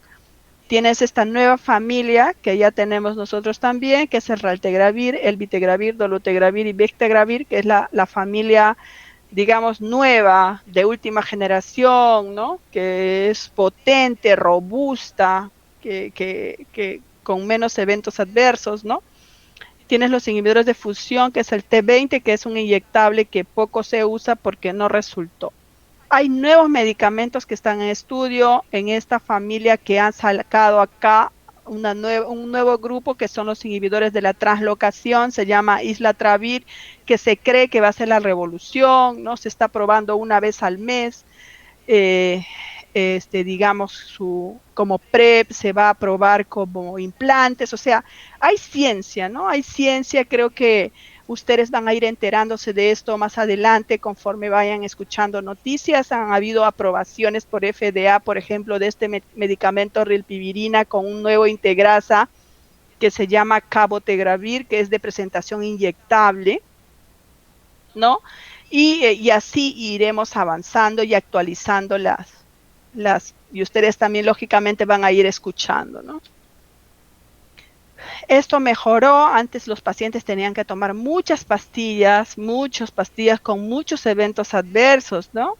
Hasta que ya hay una nueva norma que nos ha puesto a la par con los países de la región, donde ya estamos usando este inhibidor de integrasa, estamos usando la amibudina y estamos usando tenofovir, todo en una sola tableta, ¿no? Cada 24 horas. Entonces eso es importante, ¿no? Es importante tener esas consideraciones. Se da una pastillita al día, ¿no? Todos los días el paciente tiene que tomar a la misma hora, y es más fácil, ¿no? Anteriormente era muy complicado dictar esta clase para dar targa, porque teníamos que ver cuánto está el CD4, que a las 2 semanas se le aumentaba la dosis, se le bajaba, se tenía que hacer controles de hemoglobina, o sea, era sumamente complicado. Ahora es más fácil, solamente una píldora al día y te olvidas del tratamiento, ¿no? Pero eso sí, tiene que ser todos los días. Y esto es una joyita que tenemos, ¿no? Como todas las patologías, como todos los virus, pues algunos pacientes no cumplen su tratamiento, y habíamos dicho que este es un virus que replica mucho, que tiene muchas mutaciones.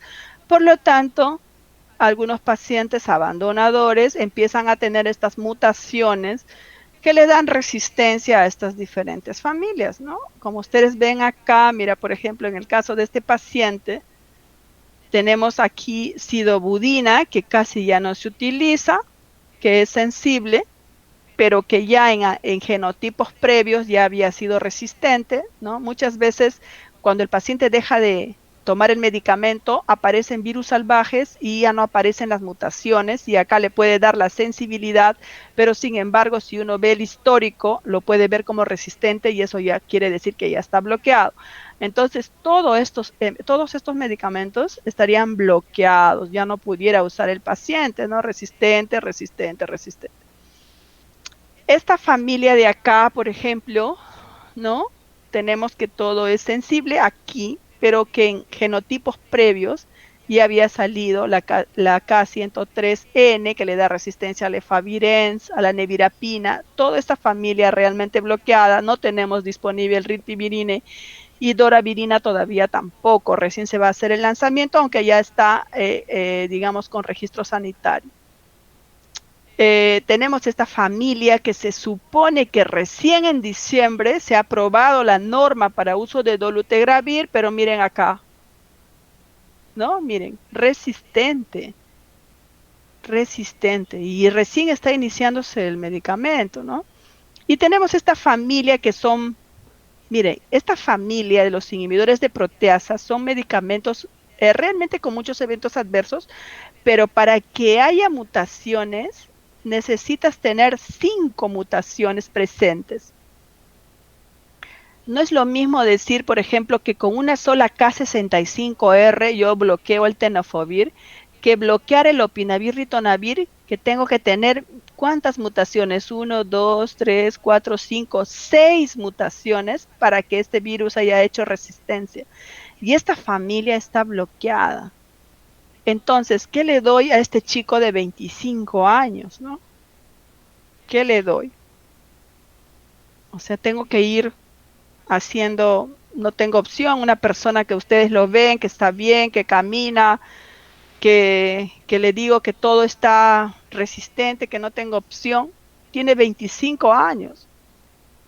Tengo que buscarle una alternativa, ¿no? Entonces, ¿qué le estamos dando a este chico? Le hemos dado sidobudina. Me parece que este chico no ha tenido antes resistencia a sidobudina. Le estamos dando sidobudina. Le estamos dando maraviroc, que es un inhibidor de correceptor. Y le estamos dando nada más, eso. Y estamos viendo para ver cómo va, porque no tiene otra opción de tratamiento. Lo quisimos ingresar a un protocolo de esta nueva droga que se llama islatravir, pero para que entre a ese protocolo tenía que tener mutaciones a los no nucleósidos y no tuvo opción. Y bueno, esperaremos y les iré contando cómo va este paciente. ¿Ok? Entonces, esto era lo que se veía antes, ¿no? Lipodistrofia, reacomodo de la grasa, adelgazamiento de miembros inferiores, las venas se ven, es estético, ¿no? Un reacomodo de la grasa acá en el abdomen, la persona se queda sin glúteo y empiezan a tener esta jiba acá, ¿no? Esto es daño irreversible, ¿no? Lo único que mejorara sería con cirugía plástica, pero después no hay forma de que mejoren. Esto es lo que cuestionaban con más frecuencia antes la estabudina, la didanosina, ¿no? Que había daño mitocondrial, neuropatía periférica, acidosis láctica, ¿no? Se ha ido mejorando, ¿no? Felizmente que se ha ido mejorando, ¿no? Porque es un problema estético, uno podría reconocer quién está haciendo lipodistrofia, ¿no? Que este paciente tiene VIH y que podría generar estigma, ¿no? O también se veían las caras deformes, o sea, las caras bien, digamos, redondas, como hinchadas, ¿no? Felizmente que cada vez eso se ha ido viendo mejor. Este es el primer paciente que se curó del VIH, que le hicieron este trasplante, un trasplante en un paciente con linfoma, no con leucemia, con esta mutación de este correceptor, ¿no? Y este paciente falleció, pero no del VIH, sino de otra causa, ¿no? Y este es un último estudio donde la recomendación o donde se dice es de que los pacientes que tienen cargas virales indetectables contagian menos y desde aquí parte ya de que la gente puede tener sexo sin protección estando con carga viral indetectable. Sin embargo, no es la recomendación ideal porque existen otras patologías como la sífilis, la gonorrea y otras ITS, ¿no? La recomendación es optar por una conducta sexual, ¿no? Responsable. Eso es la recomendación, ¿no? Y también va para ustedes. Y lo que se está optando pues es el test and treat en países desarrollados. En 2 horas están iniciando tratamiento porque tienen la opción del laboratorio que está cerca, ¿no? Entonces eso es lo que les he traído, ¿no? Esperamos realmente que les pueda ser útil y puedan recordar estas recomendaciones de esta clase, ¿no? Entonces, no sé si tienen alguna pregunta. Doctora, yo tengo dos preguntitas. A ver, primero la primera para no olvidarme la segunda. Ya, si un paciente que viene, no joven, y viene a un centro a un hospital que tiene su puesto de vigilancia de VIH y se hace las pruebas periódicamente de VIH y sale negativo, sale negativo una y otra vez cada vez que va, ¿no? O sea, digamos que va 2 veces al año. ¿Aún sigue habiendo la posibilidad de que sea VIH positivo? Pero cuando ya a ver, te entiendo que tienes un caso que se está controlando y se hace despistaje de VIH periódicos. ¿A eso te refieres? Y sus pruebas son negativas. Ajá. Bueno, es negativo, ¿no? Tú te refieres a que si sería seguro tener sexo con él. No, o sea, bueno, lo que me refiero es que pese a las pruebas, que son pruebas rápidas, sí hay la posibilidad de que siga siendo VIH positivo, pese a que las pruebas sigan saliendo negativas. Bueno, las pruebas siempre van a ser pruebas, pero tú tienes que ir a la par con la clínica, ¿entiendes?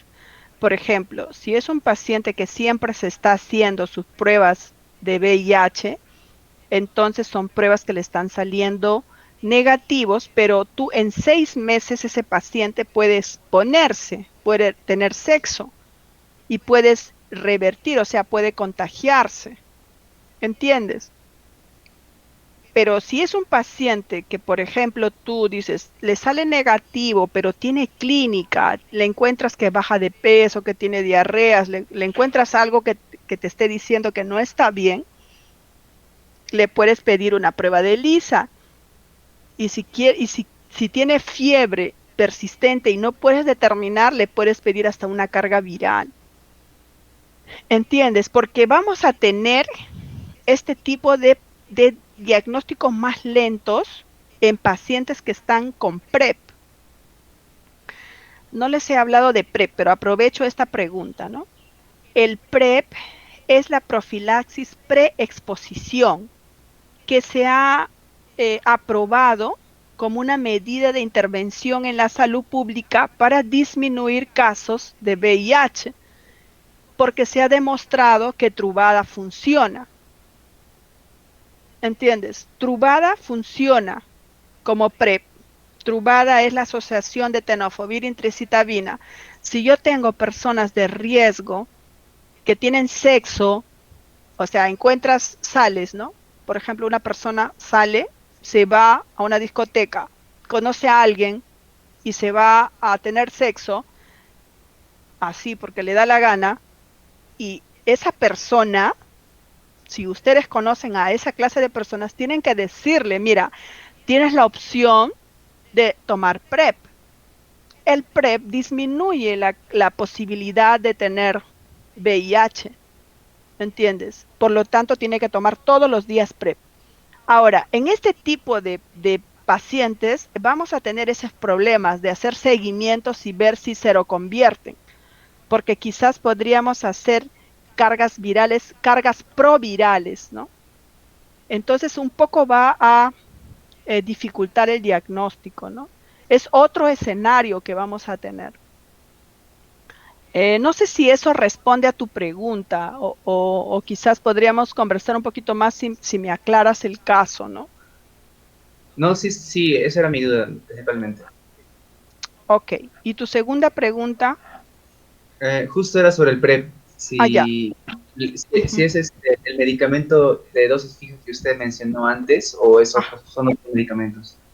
Ya, mira, el PrEP está aprobado con Truvada y hay un estudio donde se ha comparado el cabotegravir, que es una integrasa, el cabotegravir, que es una integrasa que viene de presentación de inyectable, de acción prolongada. Entonces se ha hecho el estudio donde han entrado pacientes con riesgo. ¿Qué cosa quiere decir de riesgo?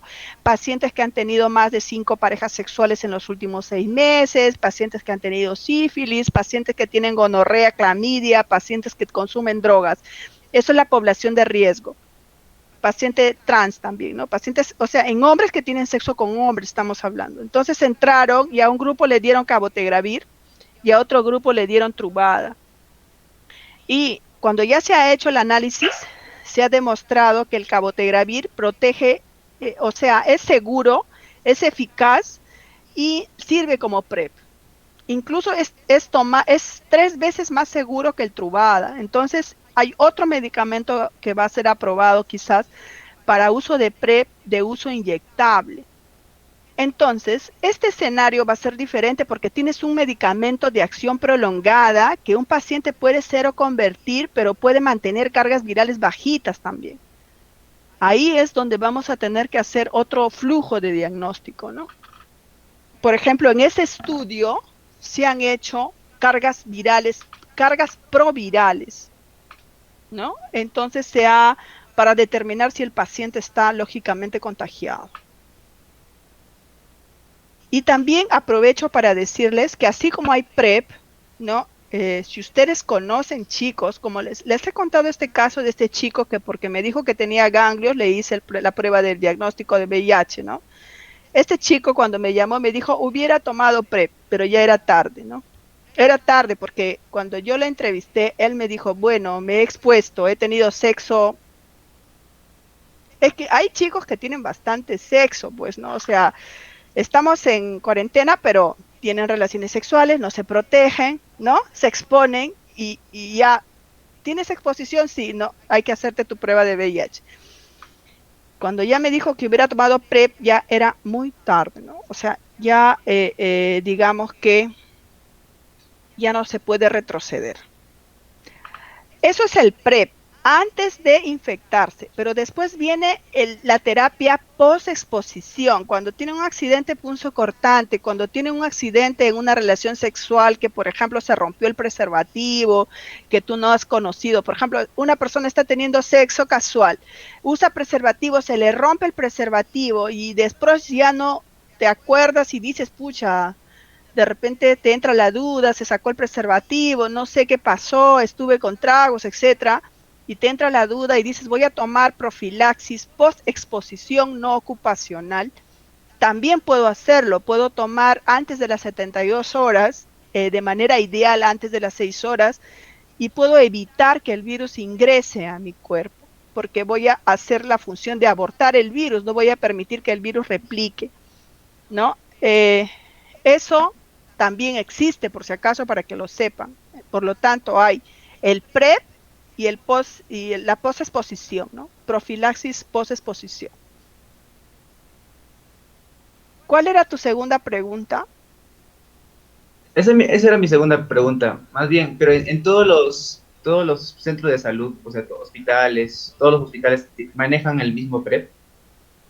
Mira, el PrEP acá en el país no está implementado como una medida de intervención, o sea, que tú vayas y te digan, toma PrEP. Por ejemplo, en el Loaiza no damos PrEP. ¿Podría un paciente ir y decirme, mira, yo quiero tomar PrEP, pero yo te hago la receta y tú lo compras? Que es, digamos, que es una medida que yo sé que funciona y yo te receto porque, bueno, estás bien, estoy valorando tu riesgo, ¿no? Te estás exponiendo y quieres prevenir el VIH y lo puedes hacer. Pero no está dado como una medida de intervención. El Estado, digamos que acá ha creado como programa, como protocolos de investigación para ver cómo se implementaría, ¿no? Entonces yo he sabido de algunas instituciones que dan PrEP, pero no es en todos los hospitales, ¿no? Por ejemplo, nosotros todavía no tenemos acceso al PrEP, pero me imagino que vamos a ir en ese camino, ¿no? La inversión que, por ejemplo, ha hecho Nueva York con el PrEP no saben, o sea, Nueva York ha invertido en PrEP para disminuir el VIH, ¿no? Millones de dólares, ¿no? Ustedes saben que es el autotest, ¿no? Por ejemplo, llamas a un número y dices que te manden el kit de diagnóstico, te haces tú el autodespistaje y después puedes acceder, digamos, al PrEP, ¿no? O sea, eso se ha avanzado mucho, ¿no? O sea, que tú mismo te puedes hacer el diagnóstico, que tú puedes acceder al PrEP, ¿no? Hay mucho de eso, solo que se ha quedado paralizado por el COVID también. No se ha podido, me imagino, implementar muchas estrategias de intervención para disminuir el VIH, ¿no?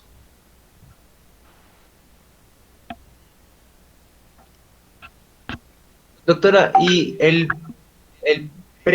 preexposición y posexposición son el mismo medicamento? Exacto. Es el mismo medicamento, sin embargo, es bueno que si tú tienes la fuente, de pronto, por ejemplo, en este caso, ¿no? El chico que les he visto que es resistente al dolutegravir. La nueva norma aprobó como posexposición, tenofovir, lamivudina y dolutegravir. Si tú tomas ese medicamento y te expones a este chico que tiene resistencia al dolutegravir, lógicamente que no es lo ideal, pues porque es un virus resistente al dolutegravir.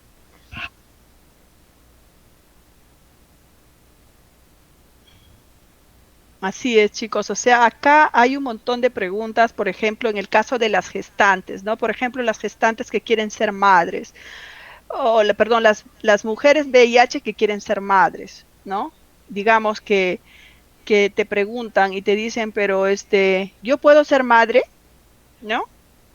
Entonces, de pronto tú le dices sí. La siguiente pregunta es, ¿pero tu pareja sabe que tienes VIH? Ahí es donde empiezan, ¿no?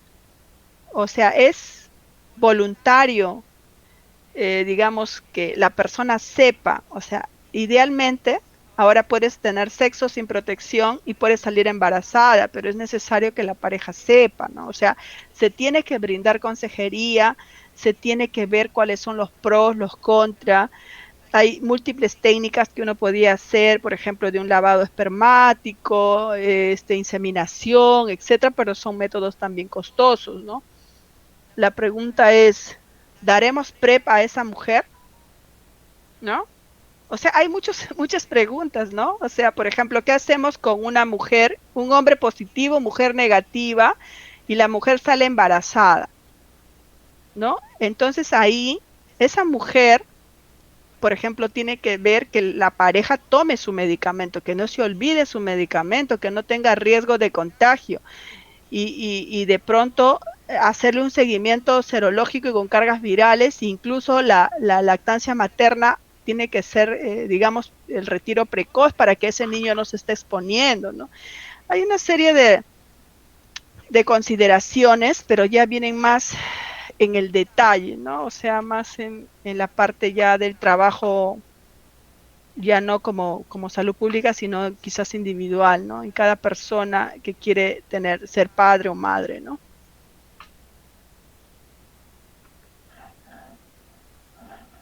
En otros países, por ejemplo, hay programas de salud reproductiva en pacientes con VIH. O sea, ¿qué es lo que les piden?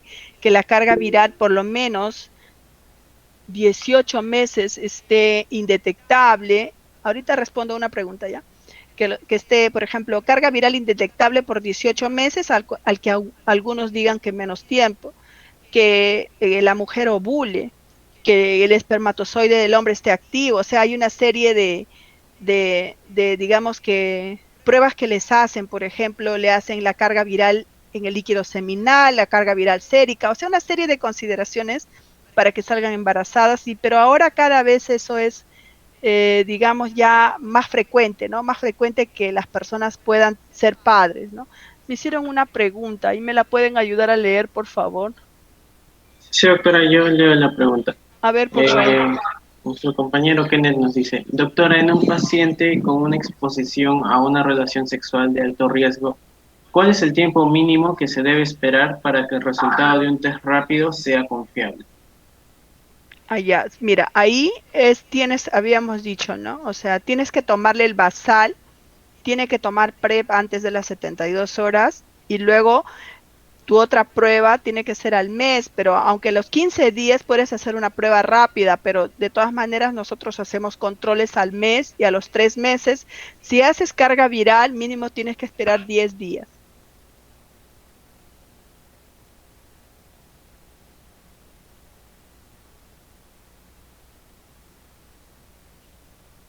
Lo más práctico también en esos casos es decirle a la pareja que han tenido sexo, decirle que se haga una prueba, ¿no? Y ver si su prueba es positiva o no. Eso sería lo ideal, ¿no? O sea, si tú tienes sexo y le dices, mira, ¿sabes qué? Necesito que te hagas una prueba para yo tener tranquilidad, y la persona se niega, entonces tú dices, pucha, ¿por qué se está negando, no? Si no tiene por qué negarse, porque es una prueba que nos podemos hacer los dos, ¿no? O sea, ahí ya como que ya te daría las dudas, ¿no?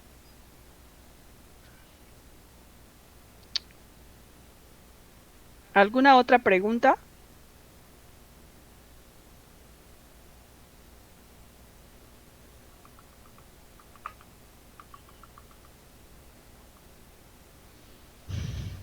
Doctora, sí, disculpe, en la última parte cuando habló de PrEP y no lo mencionó en su exposición y me perdí un poco, ¿PrEP es una categoría de fármaco o qué Sí, cosa es? el PrEP es una medida de intervención que se ha demostrado que es efectivo en pacientes que tienen riesgo, pero que no tienen VIH. Y el PrEP es 2 medicamentos, que es la unión del tenofovir y la entricitabina, que se conoce con el nombre de Truvada, su nombre comercial, y que las personas tienen que tomarlo todos los días. Eso es el PrEP. Su nombre es profilaxis preexposición al VIH. ¿Entiendes? Es una medida de intervención en la salud pública que ha sido efectiva y es recomendada en personas de riesgo. ¿Entendiste? Sí, doctora, gracias. Ok. Entonces, este mismo medicamento y se usa tanto como profilaxis como para una postinfección en las 72 horas, ¿correcto? Claro, el PrEP es antes de la exposición y son dos medicamentos que vienen juntos, que es el tenofovir y la entricitabina. Y el post es después de la exposición, que puedes darlo hasta las 72 horas, pero que tienes que usar 3 medicamentos. ¿Entienden?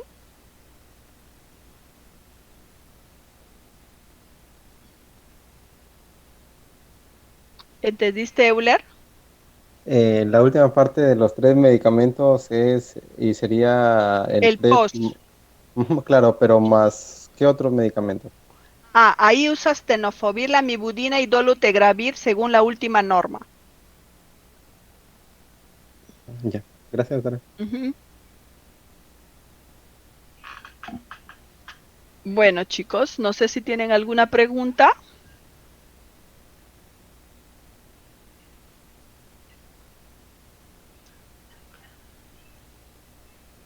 Lo mismo, chicos, sucede, por ejemplo, en los niños, cuando se empezó el tratamiento, por ejemplo, en gestantes, ya, sin la intervención del tratamiento, por ejemplo, gestantes con VIH, de 100 gestantes, 30 gestantes salían positivas sin ninguna intervención, ¿entiendes? Sin ningún tratamiento, pero luego se les empezó a dar sidobudina y de 30 gestantes que salían positivas bajó a 7, seguía siendo alto y de ahí se dio terapia triple a las gestantes y ya ahí se disminuyó a menos de 2% el contagio a los niños, ¿no? O sea, todo ha ido cambiando, el escenario es cambiante y me imagino que vendrán nuevas recomendaciones, ¿no?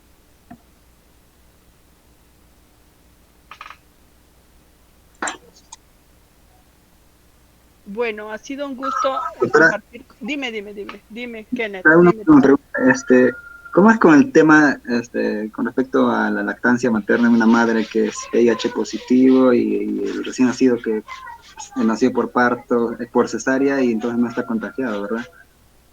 Pero, si la madre... De la lactancia materna, si ¿se la toma en madre cuenta la carga viral? No, si la madre es positiva y el paciente, ahorita en la norma técnica del Perú dice que toda gestante con VIH positivo, su término de parto es cesárea electiva, ¿entiendes? Y se suspende la leche materna, ¿ya? En toda gestante VIH positiva la leche materna no se da. ¿Esa era tu pregunta? Sí, doctora, pensé que se podría recomendar en algunos casos. Como, No. Por ejemplo, con el parto. En el parto sí, ¿verdad? ¿Se puede recomendar cuando la carga viral está disminuida? Claro, sí hay estudios que recomiendan partos vaginales con cargas virales menos de 1000, pero yo te estoy hablando de la norma técnica del Perú, ¿ya? No otros países. Yo te estoy hablando del Perú, donde toda mujer con VIH va a cesárea electiva. Ahora, dentro de la gestación hay escenarios también. Por ejemplo, hay un escenario 1 donde la paciente es gestante, se toma una prueba VIH y le sale positivo y recién, digamos, sabe que es VIH durante su gestación. Eso es un escenario 1. Ahí la recomendación es inicio del tratamiento a partir de las 14 semanas, o sea, pasado el periodo de embriogénesis. ¿Entiendes? Ese es el escenario 1. Esa paciente va a ir a programarse cesárea electiva. El escenario 2 es cuando la paciente ya es VIH positiva, sabe que es VIH y sale embarazada. Ahí es continuar con su tratamiento y ver que esté indetectable. Ese es el escenario 2.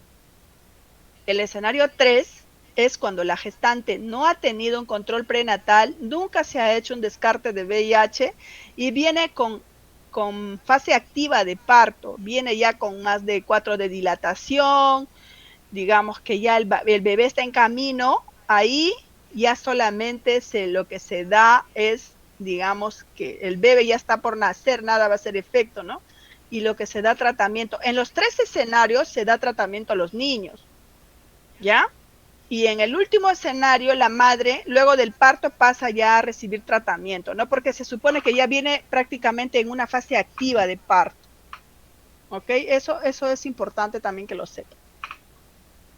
Sí, doctora, y el esquema para los niños que nacen de madres infectadas, ¿es el mismo o varía? No, en los niñitos utilizan sidobudina, lamivudina. Y en las gestantes se puede usar sidobudina endovenosa, según la norma técnica. Durante la cesárea se va administrando sidobudina y a los niñitos también se le da sidobudina, lamivudina. Ya, doctora, y una última pregunta. Con respecto al pronóstico de estos niños que nacen por madres infectadas, en el tiempo, ¿se complican o pueden remitir la infección? Pero cuando sale positivo el niño, ¿te refieres al pronóstico Sí. en los niños? Sí. Mira, si tienes una gestante positiva que no ha hecho control prenatal y le ha contagiado al niño, ¿no? La verdad es un recorrido largo. Encontrarás un niño que primero tendría que tomar siempre medicamentos, ¿no? El diagnóstico en el niño, si está contagiado, se hace mediante la prueba de PCR. Le haces PCR al mes, a los 3 meses y a los 6 meses. Antes tenías que esperar 18 meses para hacer una ELISA y decir si un niño es positivo o no, o sea, demoraba muchísimo más, pero ahora a los 6 meses ya determinas si es positivo o no, porque tú sabes que las madres pasan anticuerpos a los niños y a veces pueden dar pruebas positivas si le tomas ELISA. Eso uno. Lo otro que les quería decir en este caso era, si el niño es positivo, ¿no? Ese niño va a iniciar tratamiento, ¿no? Entonces, tendrás la penosa historia de un niño que tienen que darle medicamento toda su vida hasta que llega la etapa de adolescencia, donde si no has manejado esa parte, tendrás niños que se preguntan por qué toman medicamentos, ¿no? Niños que tienen que... es todo un contexto social, la verdad, ¿no? Porque los padres no quieren que sepan que tienen VIH en el colegio, los niños tienen que tomar sus medicamentos a sus horas, algunos vomitan, de ahí siguen la adolescencia, algunos niños sufren de depresión, ¿no? Algunos no viven con sus padres porque sus padres murieron, o sea, es todo un contexto social que el Estado debe garantizar que todas las gestantes tengan acceso a un servicio de salud para evitar ese niño que nazca con VIH, ¿no? Yo tengo varios chicos que han sido contagiados de transmisión vertical, ahorita tienen más de 20 años, algunos tienen pareja, pero realmente todos tienen un problema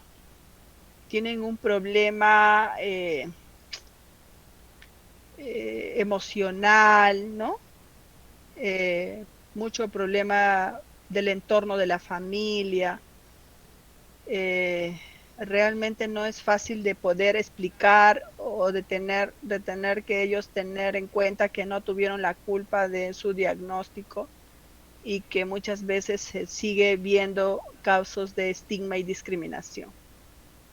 La verdad es que es todo un contexto social penoso.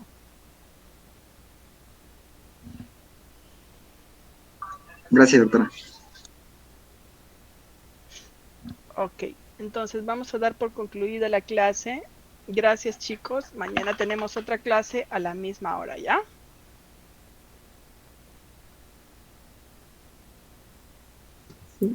Gracias, doctora. Gracias, doctora. Gracias, cuídense.